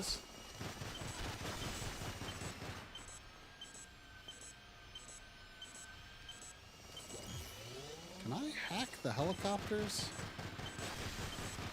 There's $2 from Dad1153. Thank you. Asking, did you guys ever go to E3? Memories or anecdotes? Unfortunately, I did not, but you did. Yeah, I went in 2001, and it was really neat. It was the E3 before the release of the GameCube and the Xbox. At the time, I did video for a website called The Next Level. I was like the media director, which is like such a funny thing to think of. I mean, this was like, I was editing videos that we'd put on the website, and they were like 120 by 160 or 160 by 120 resolution because, there's no streaming at that time, so you just had to post the videos to download. Yeah. Maybe if you were feeling adventurous, you'd put something up that was 320 by 240 resolution. If you like just wanted to put something up a little bit bigger. Anyways, because that's going to take an hour to download, Yeah, so it was very cool. It's only went for 2 days, but there's certain things I remember. I remember a lot of people that I went with talking about GTA 3. It was GTA 3 was just like randomly on one or like a handful of machines, just like where nobody was going. Mm-hmm. So it was not this like super known thing that was going to be this giant. No, thing. People were not really prepared. Like nobody was looking for it, right? So that was kind of a big deal. I remember seeing the Silent Hill 2 trailer there, and another Metal Gear Solid 2 trailer. What else? I mean, it's interesting because a friend of mine had like GTA 1 and 2 on, I can't remember if it was PC or PS1, but he had them it wasn't really a surprise to me that GTA 3 was a big deal, but I guess it was a bigger deal in a way that people weren't expecting. Right.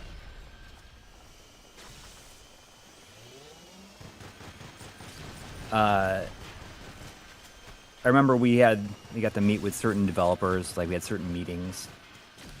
And the only one I went to, I think, was the Working Designs one. And I remember Victor Ireland saying that they were thinking, after they saw the GameCube, they were thinking about doing games, like translating games for it. I think that there's a lot of excitement about the GameCube at this. Right, this they would have absolutely done that. What was it Gift, or was Gift Pia or Captain Rainbow or whatever? Was that that absolutely would have been a Working Designs thing. Yeah, I'm sure. But no, I got a free copy of Sylphid the Lost Planet from that meeting. A copy of what? Sylphid the Lost Planet.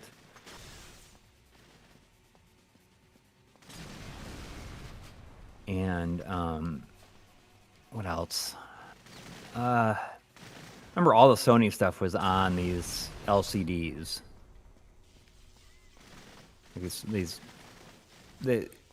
I thought it looked fine in that environment. but in retrospect, are probably not very good. Yeah, I mean, where you kind of like, oh wow, neat. Look how thin these are. No, not even that. It's just that these are those new TVs, new kinds of TVs. 'Cause I don't think I'd ever seen one in person at that point. I think it was it Dad1153 said that Dad1153 went to E3 3 years in a row from 2001 to 2003, writing stories and editing video for a gaming website. What was Dad1153? What was the gaming website that you did for, and edited videos for? Because that was why I got into it. I started editing videos about video games because I really liked what GameFan Online was doing. Was that the first video editing you had done? You started editing because of wanting to edit game videos? Yeah. Oh, I didn't know that was kind of the genesis of it for you. Yeah. Oh, yeah. I mean, in terms of like editing video game. Right, but like editing in general. I mean, there was some like tape to tape stuff that I had done. But like I think it was really in my first year of college.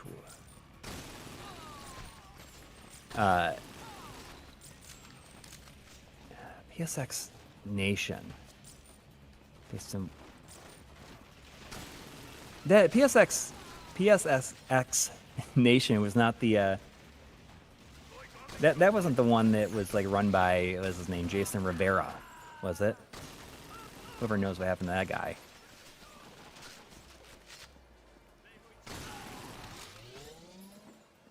But might not have been. I feel like they were not around very much longer. I think that, kind of some of the time period back then that, I wrote for just a tiny site called N64 Code Palace, and then it later evolved into what the guy ran called Techno Gaming. But he was younger than I was. So we were just kids, and he actually did get to go to E3 1 year or maybe 2 years, but like they had like a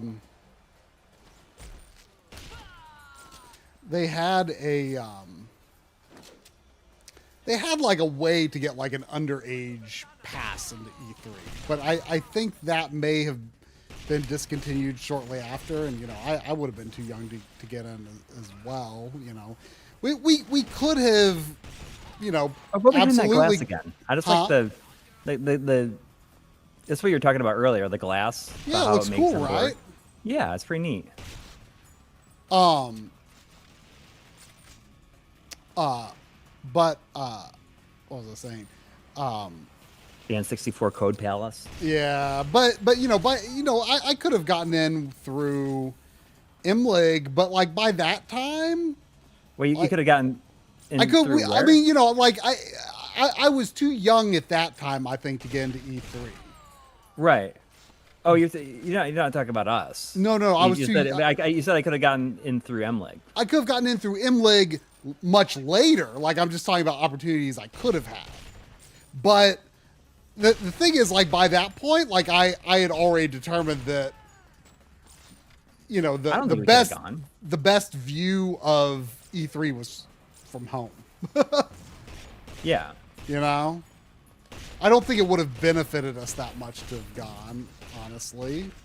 I mean, we didn't even know if we would have been able It would have been nice to have had the experience once, but I wouldn't say I have like a big regret that I didn't go, though, honestly. Mm-hmm. Like, I think, when I was in like high school and college, like if I had known I could have had, whoa, these are different looking shotguns. The double barrel shotgun, like if I could have known that I would have had an opportunity to go E3, like I would have like lost my mind. But I think kind of the big revelation for me was going to like MagFest. Look how like I feel so tiny in this elevator. Like, this game has such a weird perspective with doors. What's the... Like, what is... Isn't there, like, a... Is it an odd job that's really short? Yeah, I'm not odd job. That's what you think. What if it turns out that you are? I mean, that would be really funny, actually. But, like, yeah. all these other people are about my height. I mean, that's an infamous thing with a lot of, like, game environments, especially first person, right? Where, like, the scale just feels off. Yeah.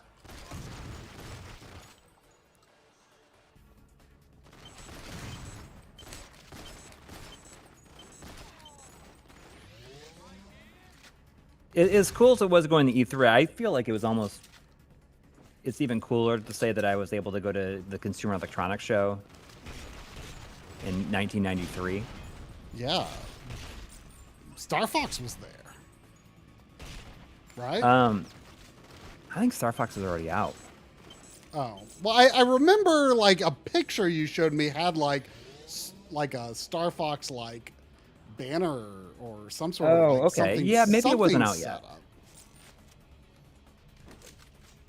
And, you know, to a 13-year-old, I played Street Fighter 2 Turbo on this gigantic wall of, like, screens. Yeah. Right? But I guess the thing for me was, like, I kind of lost interest in the idea of, like, playing games before they were out, because it's like, well, yeah, I can't continue playing this at home. You know, like, I can't keep my progress. Yeah, but that's like, I'd rather being able to do that. Right. But, like, as I got older, I realized, like, I prefer the idea of, like, retro events, I guess, because I can take the games home with me. Yeah. Right. And, but that, you know, like, that is, I mean, that stuff was current then too. Yeah. Yeah, I mean, back then I would have loved to have done it, but, like, I don't have a huge regret at having missed out on E3, honestly.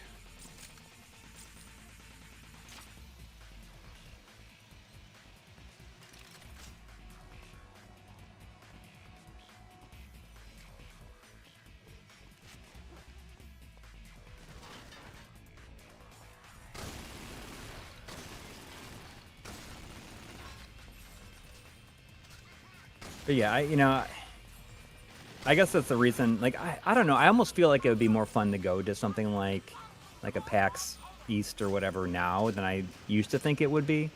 Yeah, I mean, a lot of people have tried to talk me into PAX. I mean, I think that would be kind of cool, even if you don't want to, like, wait in line all day and, like, to play certain games. Like, I would just want to see it in action. You know, just walk past it. Watch other people play it, maybe. Yeah. I never feel the need to try it myself. I mean, I think PAX East would be worth. I mean, we should try to go sometime. Like Ganny Man, that we meet up with at Retro World, keeps trying to talk me into it. He loves PAX. Yeah. And I know Duke used to go.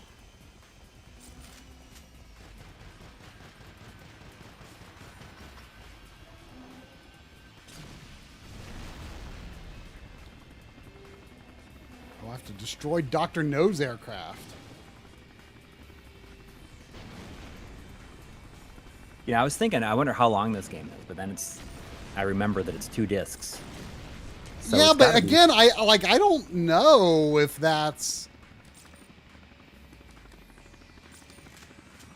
I don't know if that's just, like, multiplayer on the other disc or what. Like, it's such a strange game to deem worth... To have a separate multiplayer disc, or to just even have 2 discs to it. Well, I mean, it feels like the kind of game that, like, wouldn't be worth the cost of 2 discs. I mean, I guess two discs will probably cheap, but, like, I don't know. It just feels like I wonder why they did that. Master Game Guru X is saying that the game is under 5 hours long. I mean, that sounds nice. This shooters have nothing to do with GoldenEye. The fact that your character has a golden eye, though. Right. That's the thing. Conceit. Like you literally have a golden eye. You're one of the bad guys. Like you are Goldfinger's henchman. Yeah. But you're fighting like Dr. No and like some sort of like civil war within a conveniently an organization that is conveniently not called Spectre. Yeah, you use the GoldenEye name, cash in profit. Except for I think in this case, I don't think it ended up doing very well. Yeah, well, I think you know what's really funny is mean because everyone saw it as a cash grab, but the thing is like I was surprised it's like just taken on its own merits. Like I think it's a genuinely just fun, breezy, nicely paced FPS. Yeah. It plays really well. Like it's not complicated. It's not GoldenEye, but I think it's a lot of fun. It's funny because at 7 o'clock, I got a message on Discord from Joe from GameSack saying, I swear every single week you guys play games I've never heard of. Where do you find them? How do you hear about them? GoldenEye Rogue Agent is good. Didn't know it's supposed to be bad or even exist. And I said, you just kind of discovered it when you were like doing research for the DF Retro. Yeah, like, well, I mean, I knew it existed, but I knew it existed, but crap. Yeah. I mean, I'm looking at this and it's like, it's not like I wouldn't say it's like great or amazing, but it's like it seems very competent and fun.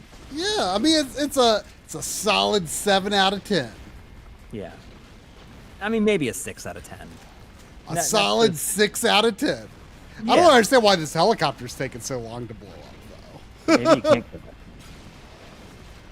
Like I'm kind of wondering, like, am I glitched? Should this thing have not blown up by now? I was gonna say insert disc 2. Yeah, which I'm gonna have I don't know if I can't. I probably can't with the way. If that happens, I'll just play something else. Yeah. Does anybody in the chat have? Oh, you know what? I'm so sorry. That an hour ago, I see it, Enchilada. I'm so sorry. You had been a member for 31 months. I saw your name just pop back up, and I thought, oh my gosh, I forgot to read his. He's been a member for 31 months. Sorry about that. Thank you. Saying 007 always has a great vibe. Enjoyed your video earlier. Try. Have fun saving the world yet again. Wow, I don't know if I'm saving I'm with the bad guys in this. Yeah. Destroying the world.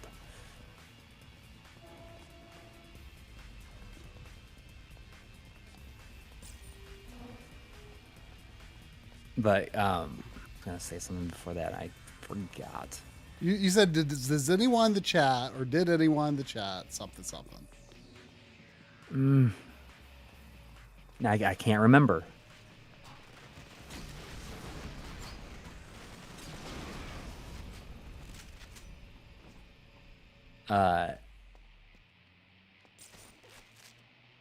I think that probably playing the this it does tangentially have to do with the fact that the new James Bond game is. Well, yeah, because are you planning on playing it? Oh, 100%. But like you know, if I hadn't just started playing Alan Wake 2, I probably would have like given in and be like, oh, maybe I'll get it day one and play it. Yeah. Is there any information about how much is on the disc or anything like that? I'm sure that there's probably already information on. Does it play? Let's play? Check it out. Yeah, because, but you know, I think, I mean, given like how much the Hitman games have been expanded on, I mean, I don't think Bond will be treated the same way because I believe it's more of a linear adventure than the Hitman games are. You know, it has some more set pieces broken up by Hitman-esque segments, I think. But That's my impression anyway. But I kind of feel like it's probably good on the disc is just my guess. But I did see John say that it's overall like currently a bit.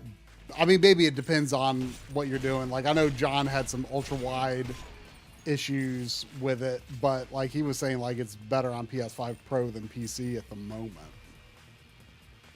New Bond game does not play from the disc without an internet connection.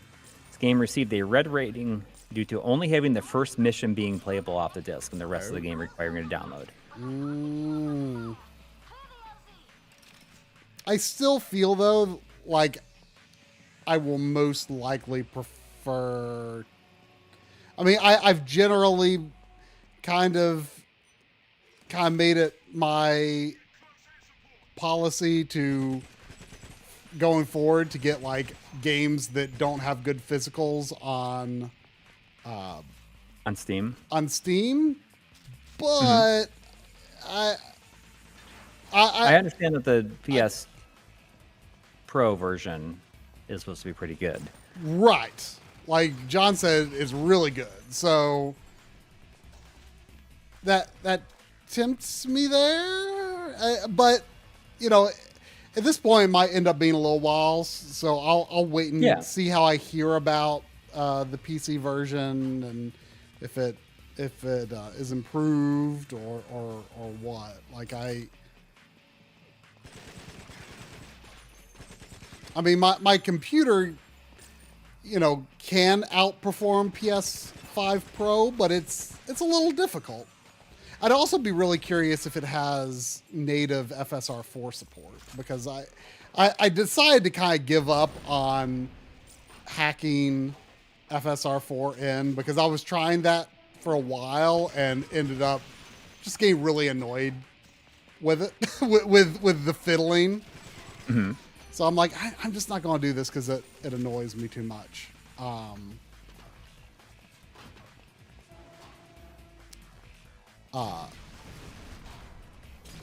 But I think I was using FSR4 on Control because I think I hacked it in and got that working, and I think the result was pretty good. But I decided that like going forward, I'm just like not going to fiddle with that. Like if a game natively supports it, although I'm not sure if anything has changed or not, but FSR4 wasn't like officially supported in the AMD Linux drivers, but maybe that's changed by now. There's also an issue where like it's currently not working in Vulkan games, which is kind of ironic because the way Proton works is it actually converts like stuff that is like, you know, DirectX or OpenGL into Vulkan, and those things can, if it's converting to, if Proton is converting to Vulkan, it can use FSR4.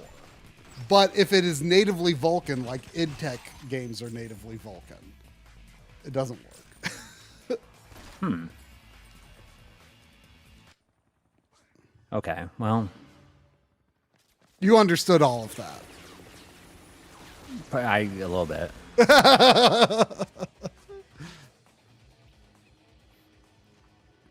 Don't worry. I don't understand all of it myself.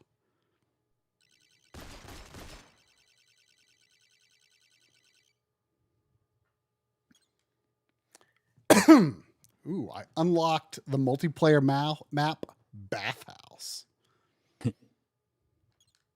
So, I don't know. I think I may have talked to you about this before. Like, I'm looking to upgrade my ultra wide monitor.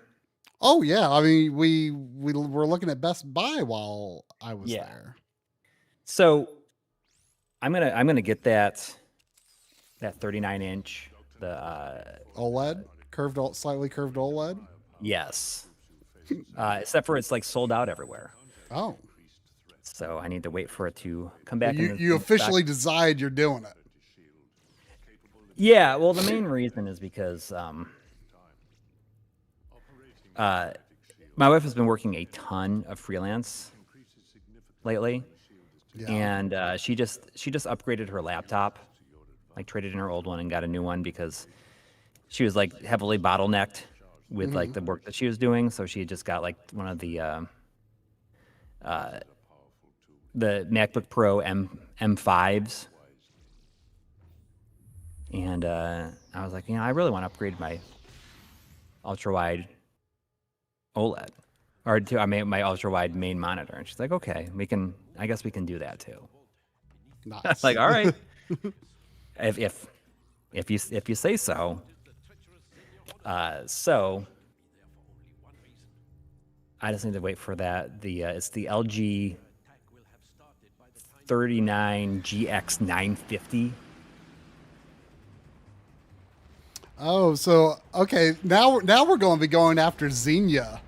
Isn't that funny? Like it's like Goldfinger and Dr. No and Xenia, like all in. It's so weird for them to like be overlapping characters because they're from such different eras. Yeah. They probably just decided, we need some sort of like a woman villain in here too. Yeah. And she's perhaps like maybe the most well-known. At the time, maybe. Well, I mean, she wasn't like a main villain, but she was like no, a henchman. I mean, probably the most well-known would have been the lady from Russia with Love. But it probably also depended on like who they could get to do it. Like, she's Jean Grey in the X-Men movies, right? Yeah. Famke Janssen. Yeah. Or Famke. Very different character. Yeah.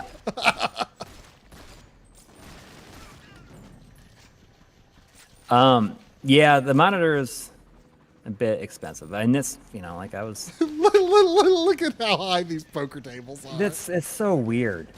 It's weird. These slot machines feel right, but the poker tables are like huge. John was talking about that with like something, I can't remember what it was, but we were like walking around somewhere and like something was like a little bit oversized. So he's like, this feels like one of those like objects in FPS that's just like way too big. You know what I'm talking about? And I'm like, oh yeah, kind of. I think that the monitor does 240 hertz, and it's also a 5K, 2K. I think is that what it is? 5K, 2K. What hertz? 240? It can do 240. Dang. At its native, it can't do 240 at its native resolution. I think so.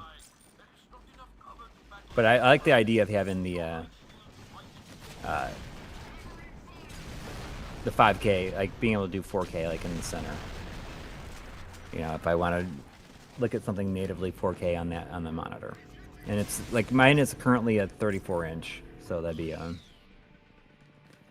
would be a big upgrade. I've had this monitor, my ultra wide, for 10 years now. Really? It's that old? Yeah, like 9 or 10 years. Yeah. Well, you're due for a good old upgrade then, I'd say. You deserve it. So the 5K, 2K, it means that it can do like you can have like a native 4K in the center of the screen if you wanted to.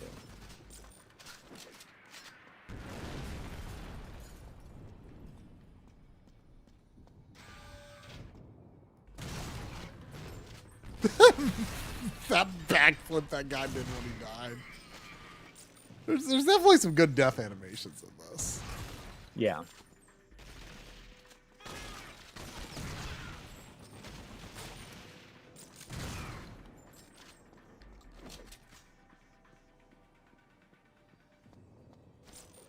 I mean, it's less expensive in other countries, but we'll see. Like, it needs to come in the stock someplace first. Did you say Monoprice doesn't even carry it? Or they just didn't have it when you were looking? I meant Micro Center, yeah. I should see if Micro Center has it. I thought you said they didn't, but... They didn't have it at the time. Right.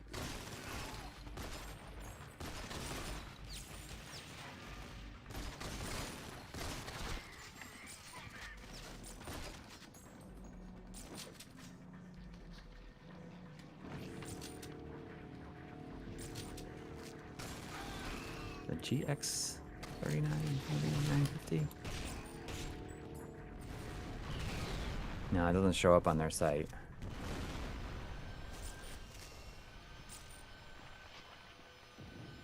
Yeah, there's a 45-inch version that it exists, but that would be way too big for my setup.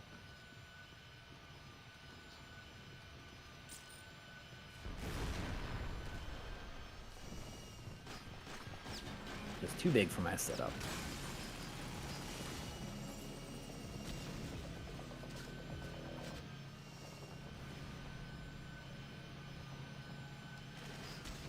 Yeah, and that's the thing is I don't like the 800R curve. It's too steep. But this one is like 1500, I think.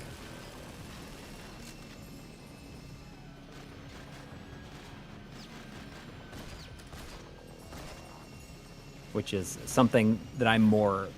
I want a smaller curve. Well, no, I don't. 45 is too big to fit in this space that I have. But 39 would be pretty much perfect. 39 seems about as big as I can go to fit it without having to switch things around a bunch.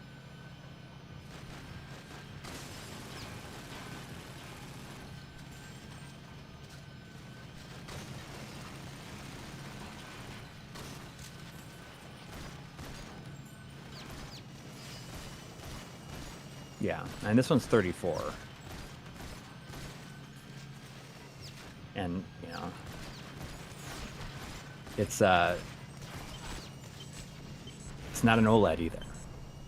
And it's 60 hertz max, which I'm completely used to. Right. Yeah. In fact, when I saw the higher refresh and stuff on some of them, I'm like, it almost looks like it's so smooth that it looks wrong. Fake. It looks wrong. Yeah. I mean, it looks like when you put this motion smoothing on a TV. I mean, it feels like it's creating frames that aren't there. Yeah, even though it's not. But yeah, I've gotten used to been using it since I moved my office setup. I've been using it finally on the C2 that I use as my editing monitor. It's like, it's nice, but I don't even turn that monitor on every day. Like I don't turn on that monitor unless I'm specifically doing work on that monitor. Like I am more than happy to do the majority of my computing at 60 hertz. It's fine. Right. I do think it makes Premiere look a little smoother because it's kind of like, Premiere never has particularly good frame pacing. Like it always looks a bit jittery and it kind of makes the micro stutter less bad. Oh, elevator's coming down fast now. Well, I think a big part of it now they have the ability to use these higher refresh rates for other things. I'm like, oh, well, I should take advantage of it. I was actually kind of thinking, since I'm using the 40 FPS mode in Alan Wake 2. Like I was you should try a 40. Yeah, FPS I'd be so curious. You can see what's like. It's so to me it's hard to explain. Like it feels like slower than 60 FPS and faster than 60 FPS at the same time because it's a frame rate that your brain isn't used to seeing, right? Right. And so you're like, wow, this feels weirdly smooth, and I can't quite understand. You have Cyberpunk on. I mean, Cyberpunk's maybe not the best example because it is like kind of up and down. But if you're like in an interior space, it's pretty good. Yeah. Like you have. Well, I mean, I bet you the PS5 Pro version has. Well, I don't know. I don't know. It might. But I mean, Well, you have Alan Wake 2 on PS5. Yeah. Yeah. Oh, you should try it. Yeah, that's where I got the physical. Mm-hmm. Of it. And there might be one on. You played on Series X originally, right? Right. I haven't done it, but like you can take hostages in this. I'm doing it now. Oh, really? Yeah, like just using this human shield. They still just like I saw an enemy take a hostage, but I think it's the just way like that you just like keep on like you're just kind of floating around almost. Yeah. But I have like a shield that I can put up now with my GoldenEye power.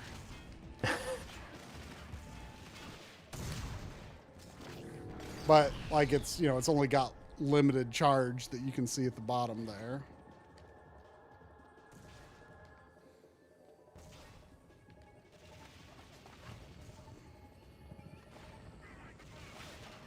But I don't know what I'm going to do with this old ultra wide. I wonder if I could put that as my side monitor. I feel like I mean that's what I'm use, like, I'm using my ultra wide for my Tate like chat stream. Right, but yours probably has no curve on it, and I wonder if look at that. Oh, if that would be weird. Yeah, I don't think it'd probably be that bad because it's the curve on it is very subtle. Yeah, especially if you do it at a distance. Like what if you mounted it like kind of over like the table like that your subwoofer is under, and you just like put it over there as like a stream part of your like your couch or your recliner stream setup. Oh well, I have that. The mobile thing. The movable. And you're happy with that. Like, yeah. But I wonder if like somewhere you could set up, because I think it does make a really good chat monitor.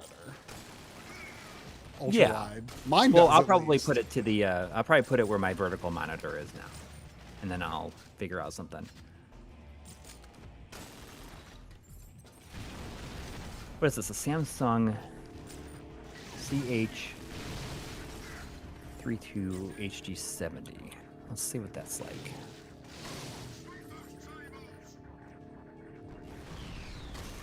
That's a 32-inch though. It looks like. Right, and that's like not an ultra wide either. It doesn't look like.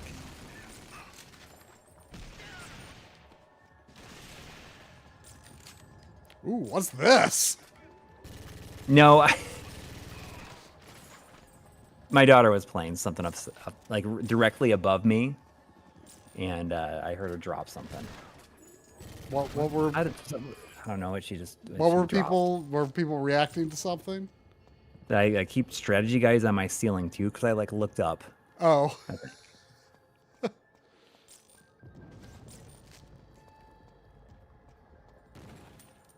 But what I'll probably do with the ultra wide is put it where my current vertical monitor is.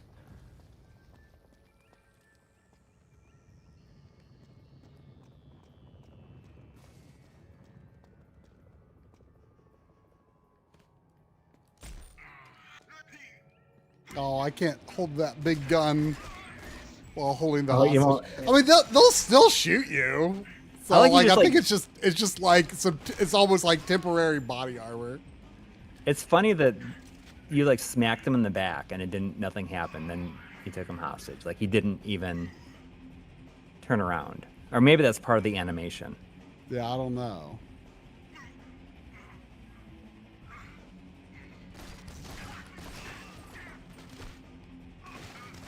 I kind of love how all the enemies look exactly the same.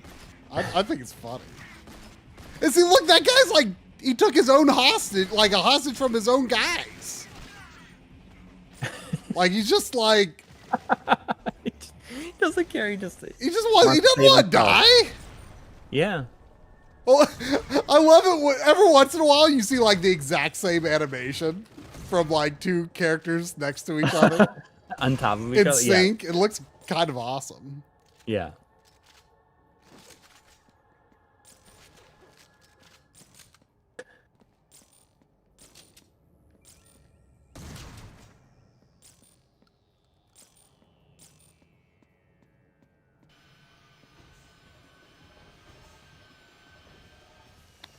Oh wow, that drone is inside.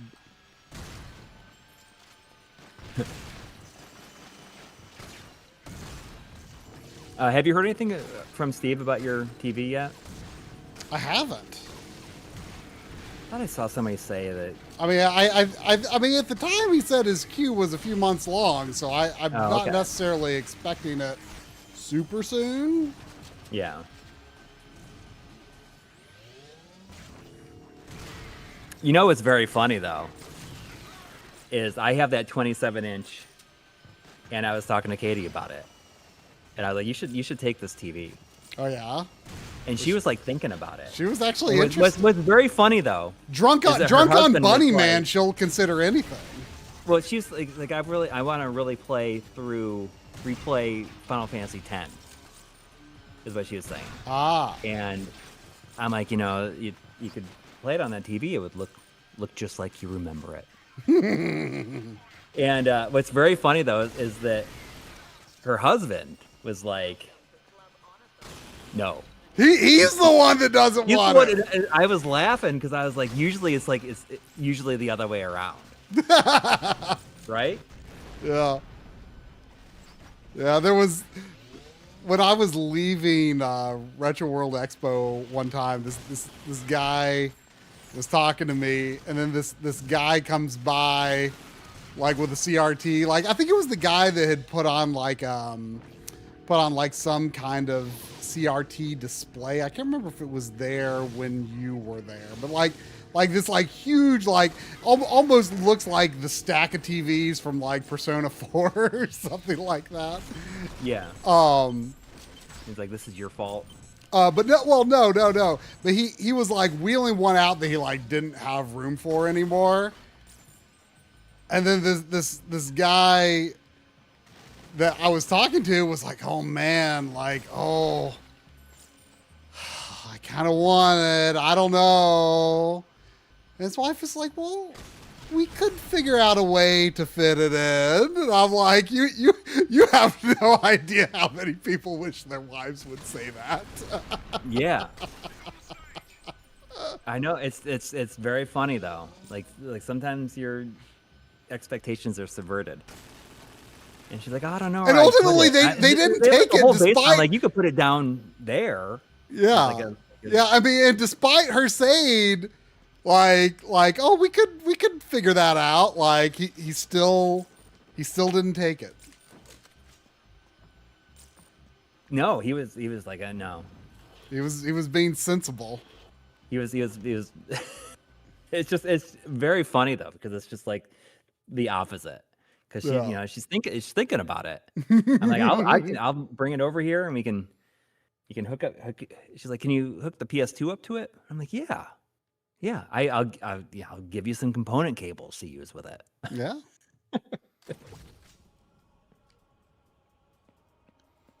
So I'm gonna keep on advocating for it. I mean, is her husband into like old games at all? No. I mean, he's the one that got her into like the Fire Emblem stuff. Right. He mainly plays modern stuff. No, he mainly plays what is it? Why can't I think of what it's called? The Riot Games game. Why can't I think of the name of it? League of Legends or something? That's it. League of Legends. Yeah. He plays that, Fire Emblem, and he plays a lot of Pokemon also. I see.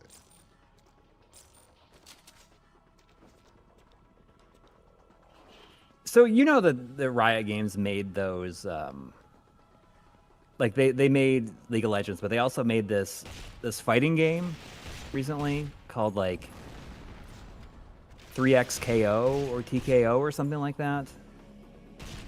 That was like, it was a fighting game that was in development for years, and then they like fired, like they let go of most of the development team after it released. Oh, really?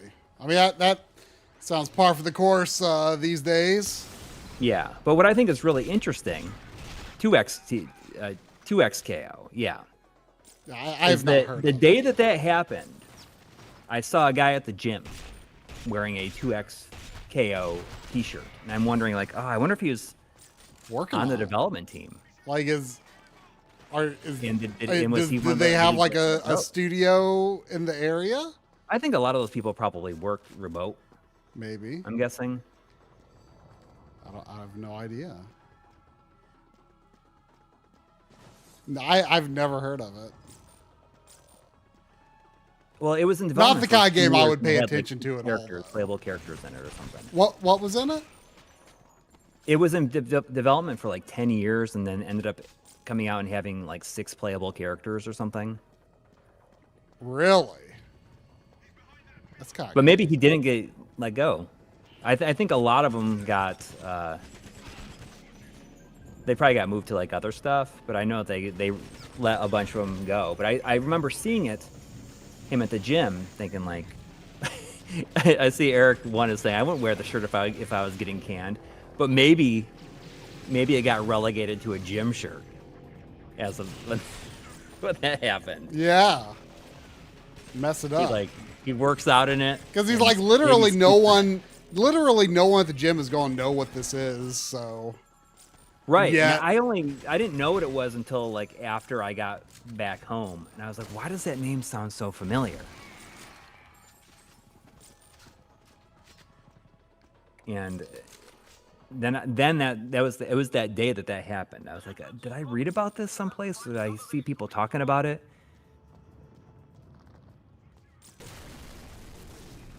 Whoa!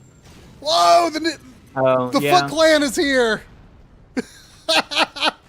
What the heck? Turbo Sean's saying Riot's also done giveaways at Evo and stuff where it's been playable pre-release. Could have been something like that. For sure. For sure.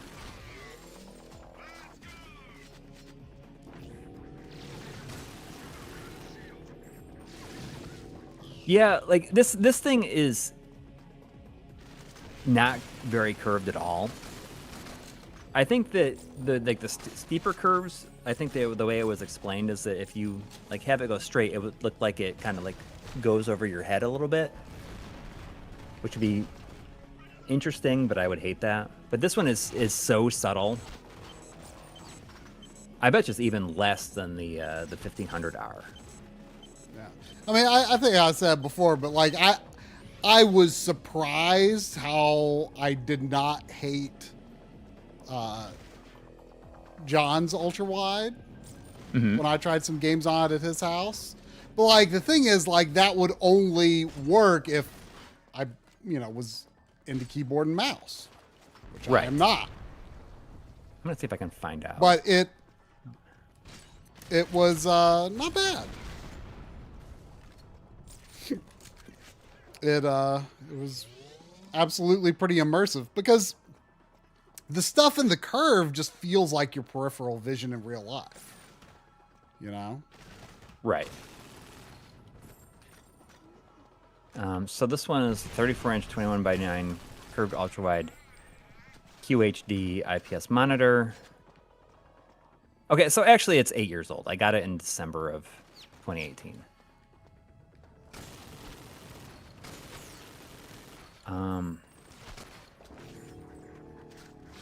I wonder if this was made at a time before they had like curvature numbers.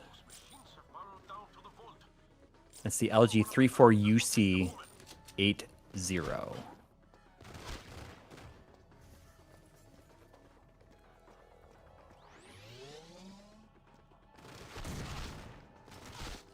And it doesn't say.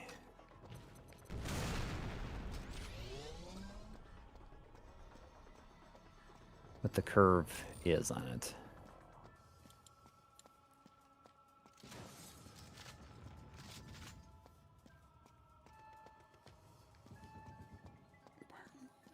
supposed to go?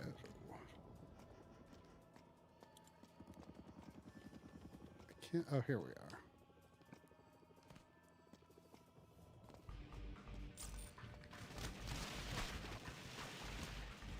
Oh, you gotta go down that.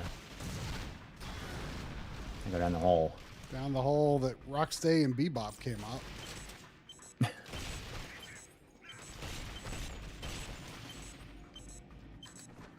Looks like she's gonna come around on Tuesday, but I don't know if we're gonna be able to stream that.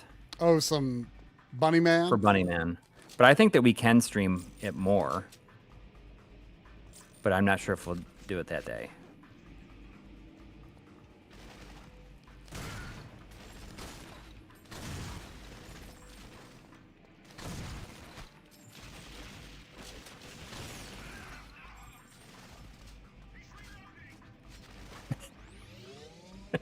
When I was telling my wife about the stream last week, and she's like, "Oh, I heard you guys yelling down there," and she's like, "It sounded like Marc was in our house."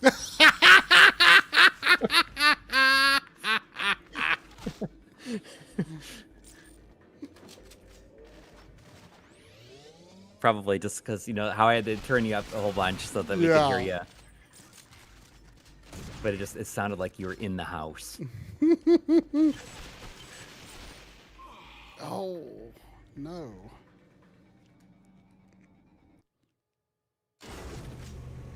Oh, no, I have to do this fight again? Yeah.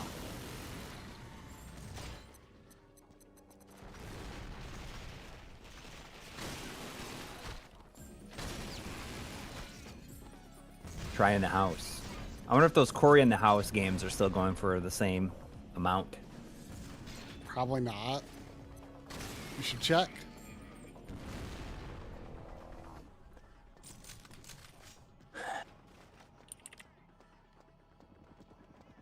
Okay.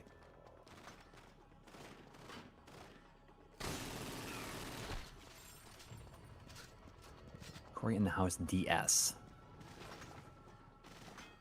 Buy it now for $59.99. What condition? Like new, used? Brand new, sealed. Ooh. So yeah, it's gone way down. I bet those people that bought it as a joke feel kind of silly now.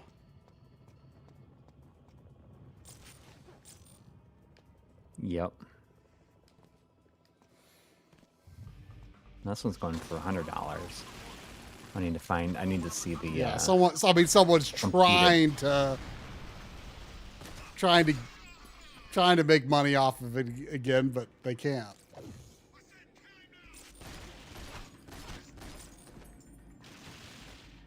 Completed items. $60 generally. I was hoping it would be $1,800. Is that the price of the monitor you want to buy? Yeah.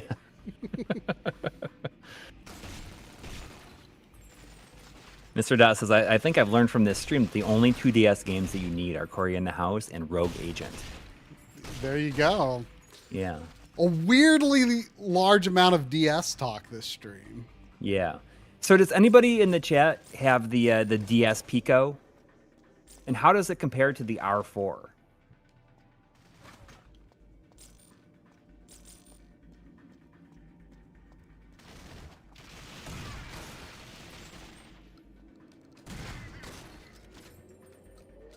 The DS Pico flash cart.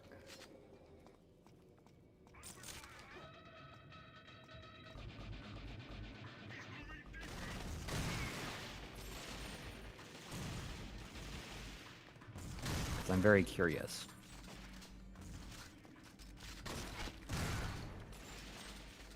Yeah, and I'll be curious on what your findings are because you're much more of the flash card expert, and I don't honestly don't. I don't know. I mean, I might like to have one someday. It's 3DS or DS? It's just DS. Okay. Is there one for 3DS? Surely. I don't think so. Really? Because the 3DS is so easily hacked, and it's like it's kind of an invisible hack. That's true. And that's the thing with the DSi. I kind of feel like you got to use that Twilight menu, and I feel like it's not.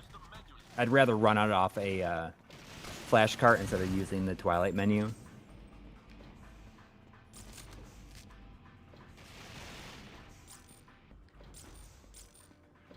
This title is, a big fat, complete misleading. It has nothing to do with the movie. It looks completely different James Bond story and has no connections to GoldenEye 007. And that's correct. They were definitely using it as a way to mislead people. Yeah, but I think the game is really fun. It's just like entertain an old video game, you know? Yeah. It plays well. It's it's pretty mindless. It's pretty mindless, and sometimes that's what you want.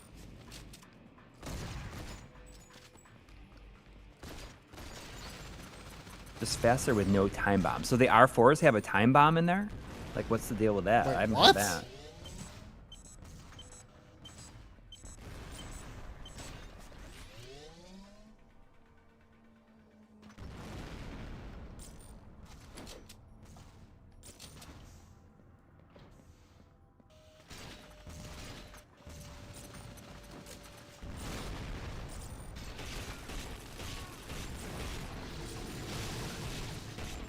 This jerk has one of those. So what happens with the R4 is it doesn't actually have a time bomb in it. What it does is after you have it for a while, it replaces all the music in every game with the Rancid song, Time Bomb. I'm just kidding.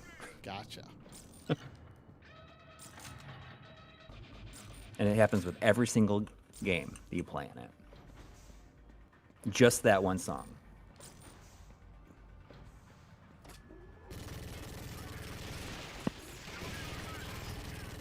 Some R4 cards have a time bomb for some reason.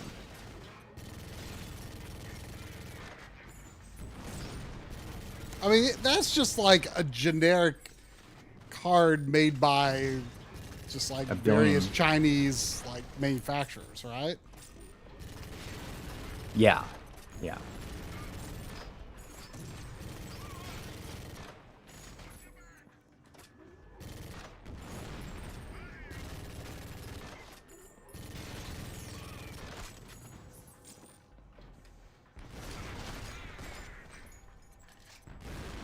But these DS Picos should be all over everything too. I mean, I was first looking for them, and I saw that Kaiko already has a version of it, but I ordered directly from Laser Bear.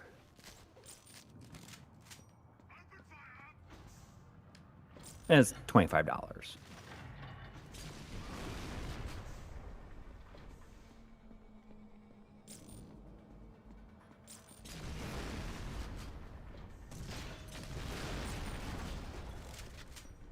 But I mainly got it so that I could play DS games on my modded 3DS. Oh, so you can't load DS games? Right. That way? Well, you can, but it requires like a whole other. You have to install the Twilight menu and stuff. Oh. So I don't want to do that. Like Adrenaline for PS TV. Right. And I wonder if it just works if you can boot DSiWare games off of it too. Oh, that'd be cool. I have no idea if that would work differently or not. Yeah, I don't know. So you have regenerating health in this, but is there any health pickups at all? No. Well, there's body armor. You get there's a bar on the left side for body armor. And then I now have a shield ability. I turn it on. That's what makes the screen orange when I do that.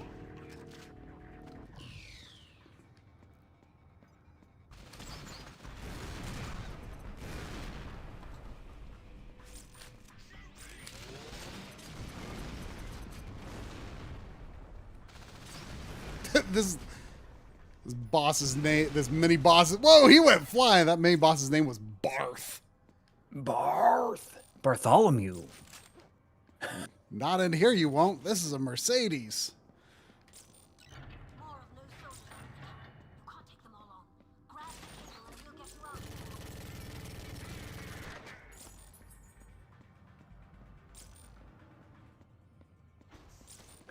I played the original Medal of Honor on PS1 a long time ago. Oh no! Look who's here. Who is it? It's Odd Job.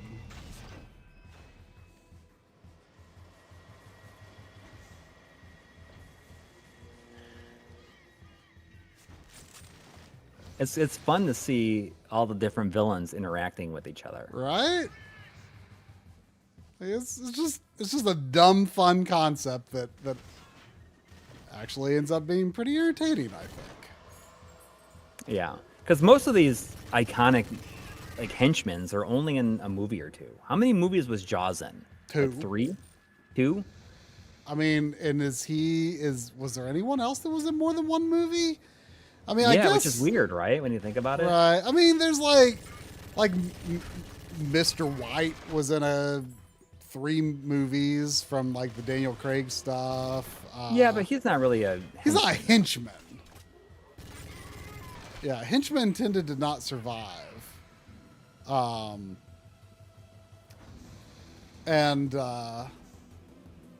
Like General Gol is in several, but he's just kind of like a background character.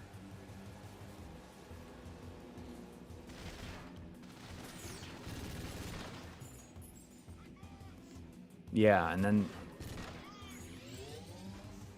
like the one guy in Die Another Day, like he doesn't feel any pain or something like that. Was that his whole thing? Yeah. I mean, very, like the very shrapnel in his brain or something. Yeah, was that Die Another Day or no? That's The World Is Not Enough. Okay.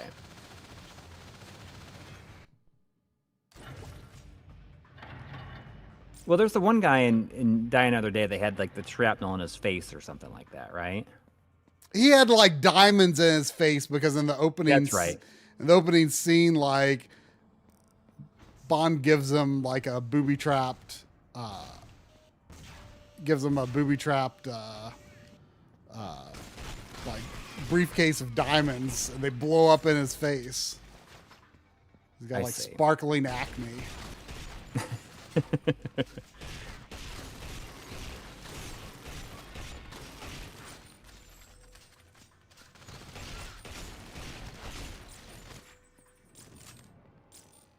Valentin Zukovsky. Yeah, he's in both GoldenEye and The World Is Not Enough. Twine. But like he's a reluctant ally. It's implied that he had a run-in with Bond in the past. That's why he has a limp. Okay. But I think it would be very interesting to kind of go back and watch Tomorrow Never Dies, because of like, isn't the villain in that movie basically like Bill Gates, essentially? It's supposed to be like Bill Gates. Like he's a big tech guy, and I wonder if it would like resonate even more now. He's a media guy. Oh, I thought he was like ran like this like computer. The tech guy is A View to a Kill, played by oh, he's like Rupert Murdoch. Played by that's the one that's what's his face? Why am I drawing a blank on his name?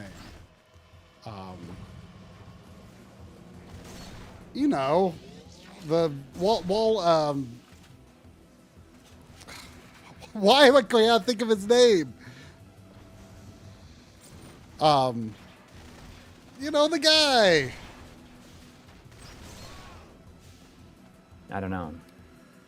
Seems that he's more like kind of like a Jeff Bezos now, but not at the time. I've always thought that he was based on. That guy's played by like the governor and the guy who plays the governor in the first Pirates of the Caribbean movie. Although I don't know, he might have been some of the others. I can't remember. Oh, okay. So what's crazy in Kingdom Hearts 3 at the Pirates of the Caribbean level is it's really neat. It's its own kind of like game. You can sail around the world and you can like upgrade your boat and all this stuff. Whoa. I was shocked just how much it actually has in it. That it becomes like its own game.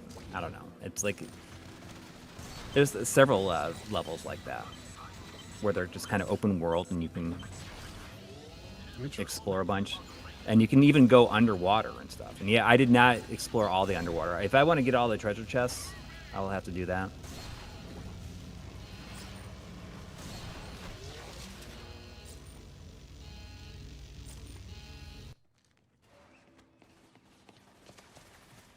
Jetstorm says, I've now seen every Bond movie, and A View to Kill is my new least liked one.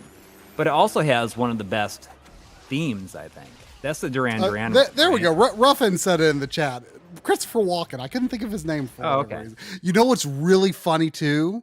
Okay, so I had Everything or Nothing back in the day, but I didn't play a lot of it. Apparently this is the halfway point. Well, that's not too bad. But I had Everything or Nothing back in the day, and I remembered none of what I played for your G-roll. I remembered none of that. Like absolutely none of it. And I never beat the game. Like I just remember being kind of confused and frustrated by it. But what is really funny is so like Willem Dafoe is the bad guy in it. And in the cutscenes, they mention that he was like the he was like kind of an apprentice of sorts to Max Zorin, who is Christopher Walken's character in A View to a Kill, which is just like such a surprising and unexpected thing like for them to reference, because A View to a Kill is not considered one of the best ones. Is it the Golden Gate Bridge one? Like the climax is on the Golden Gate Bridge or something like that. Is it? I mean, it's in it takes place in Silicon Valley mostly. Like it's in like Paris and Silicon Valley. I don't remember the Golden Gate Bridge in it specifically. I just remember the cover for it. Because that was the first Roger Moore one, right? That was the last Roger Moore one. Oh. He is so old in it. Oh. First Roger Moore is Live and Let Die. Okay. They were going to break off the San Andreas Fault. Yeah. But I remember the thing I always think of when I think of View to a Kill is there like some horse race, and Mayday, who is like the primary henchman in that movie, she performs like some feat of strength. I can't remember exactly what she does, but Q goes, well, someone takes their vitamins. The vitamins.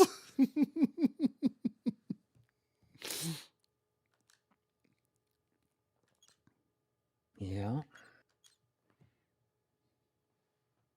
Someone does. Yeah. Don't forget to save your profile. Yeah. Are you gonna finish this, or are you gonna? I mean, if I end up getting the GameCube version,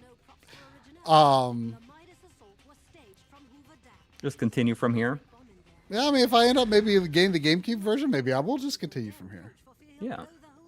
Oh, Oddjob is with us. He's on your side. We're buds. He's just hanging out back there. Yeah, he's just Oddjob's just, he's just here for the ride, maybe we were going to go get some, some good food or something, I'd tag along for that too.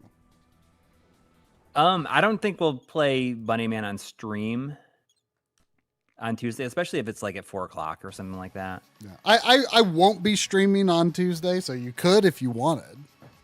Yeah, what we might do is Tuesday the Sony thing. Is there a Sony thing announced? It's June 2nd. The state of play is supposed to be like over an hour long. Oh, geez. What day is June 2nd? Oh, that is Tuesday. Yeah. What time is it? I don't know. That's I was just throwing it out there. I'm going to look up what time it is. 5 p.m. Eastern okay. time. So like literally when she wants to come over and play the game.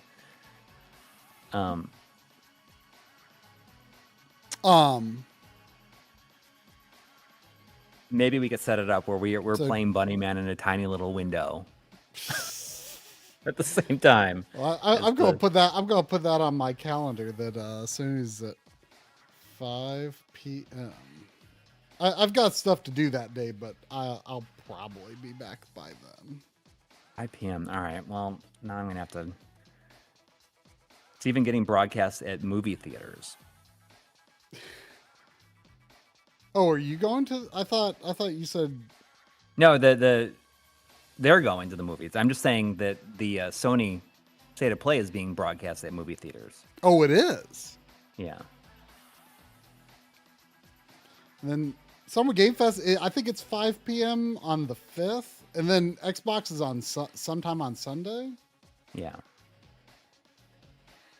Well, Nintendo needs a really good Nintendo Direct, I feel, because like it's weird. Like they've definitely been kind of deprioritizing Nintendo Direct because like they've never had Splatoon Raiders on a Nintendo Direct. It's like all been like Nintendo Today stuff, which I don't even look at Nintendo Today. Like I've heard it reported elsewhere.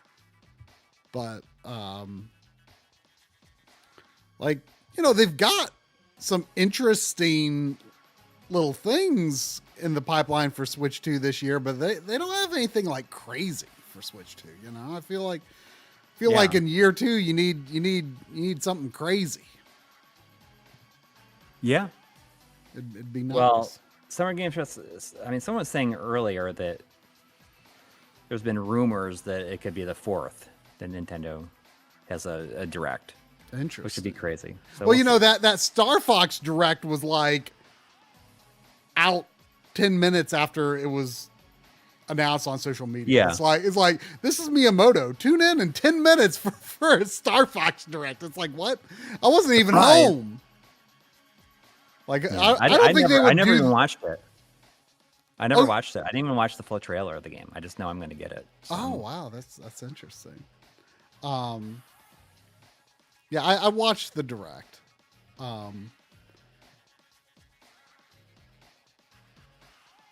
But yeah, anyway, so it's going to do it? Going to be an interesting week. But yeah, they'll do it. That's a good stopping point I got to right at 11 o'clock. So yeah. But I don't know. Something about this game just hits right for me. I just think it's just a good time. And I have determined through playing this far with the GameCube controller that I would be happy with the GameCube version if that's the one I end up finding. So I'm just gonna keep an eye out for it. Yeah. My golden eye out for it. All right. Yeah, well, thanks everybody who donated and everybody who stuck around. It was a lot of fun. Yep. And probably by maybe Wednesday, but more likely Thursday, I'll probably pick a new game to stream on the Twitch channel. I'm leaning towards Oceanhorn 2. Ooh. Have you played the first one? Yeah. I enjoyed it. Yeah. Interesting. Did you play through the first one? No, but I do have the first and second ones. So. Yeah. Like the first one's like more of like a top-down Zelda and the second one's more like a 3D Zelda. Okay. Which, you know what I recently discovered? It's a Finnish developer. I've been playing like so many Finnish games. Oh. There's weirdly a lot of Finnish game developers out there. Like there's Remedy, there's the Oceanhorn people, the people that make I'm drawing blank on their name, but the studio behind Returnal and Saros is Finnish. Oh. Yeah. Housemarque, yeah. Yeah, there's I don't know. They know how to make some video games in Finland, apparently. I guess so. I finished Saros. Why are you being reminded to not forget about Final Fantasy Tactics? I don't know why. Don't forget the Final Fantasy Tactics. I don't know. Don't forget it. I won't. Don't forget it. Anyway, we'll see you next time. Yeah. Good night, everyone. Good night.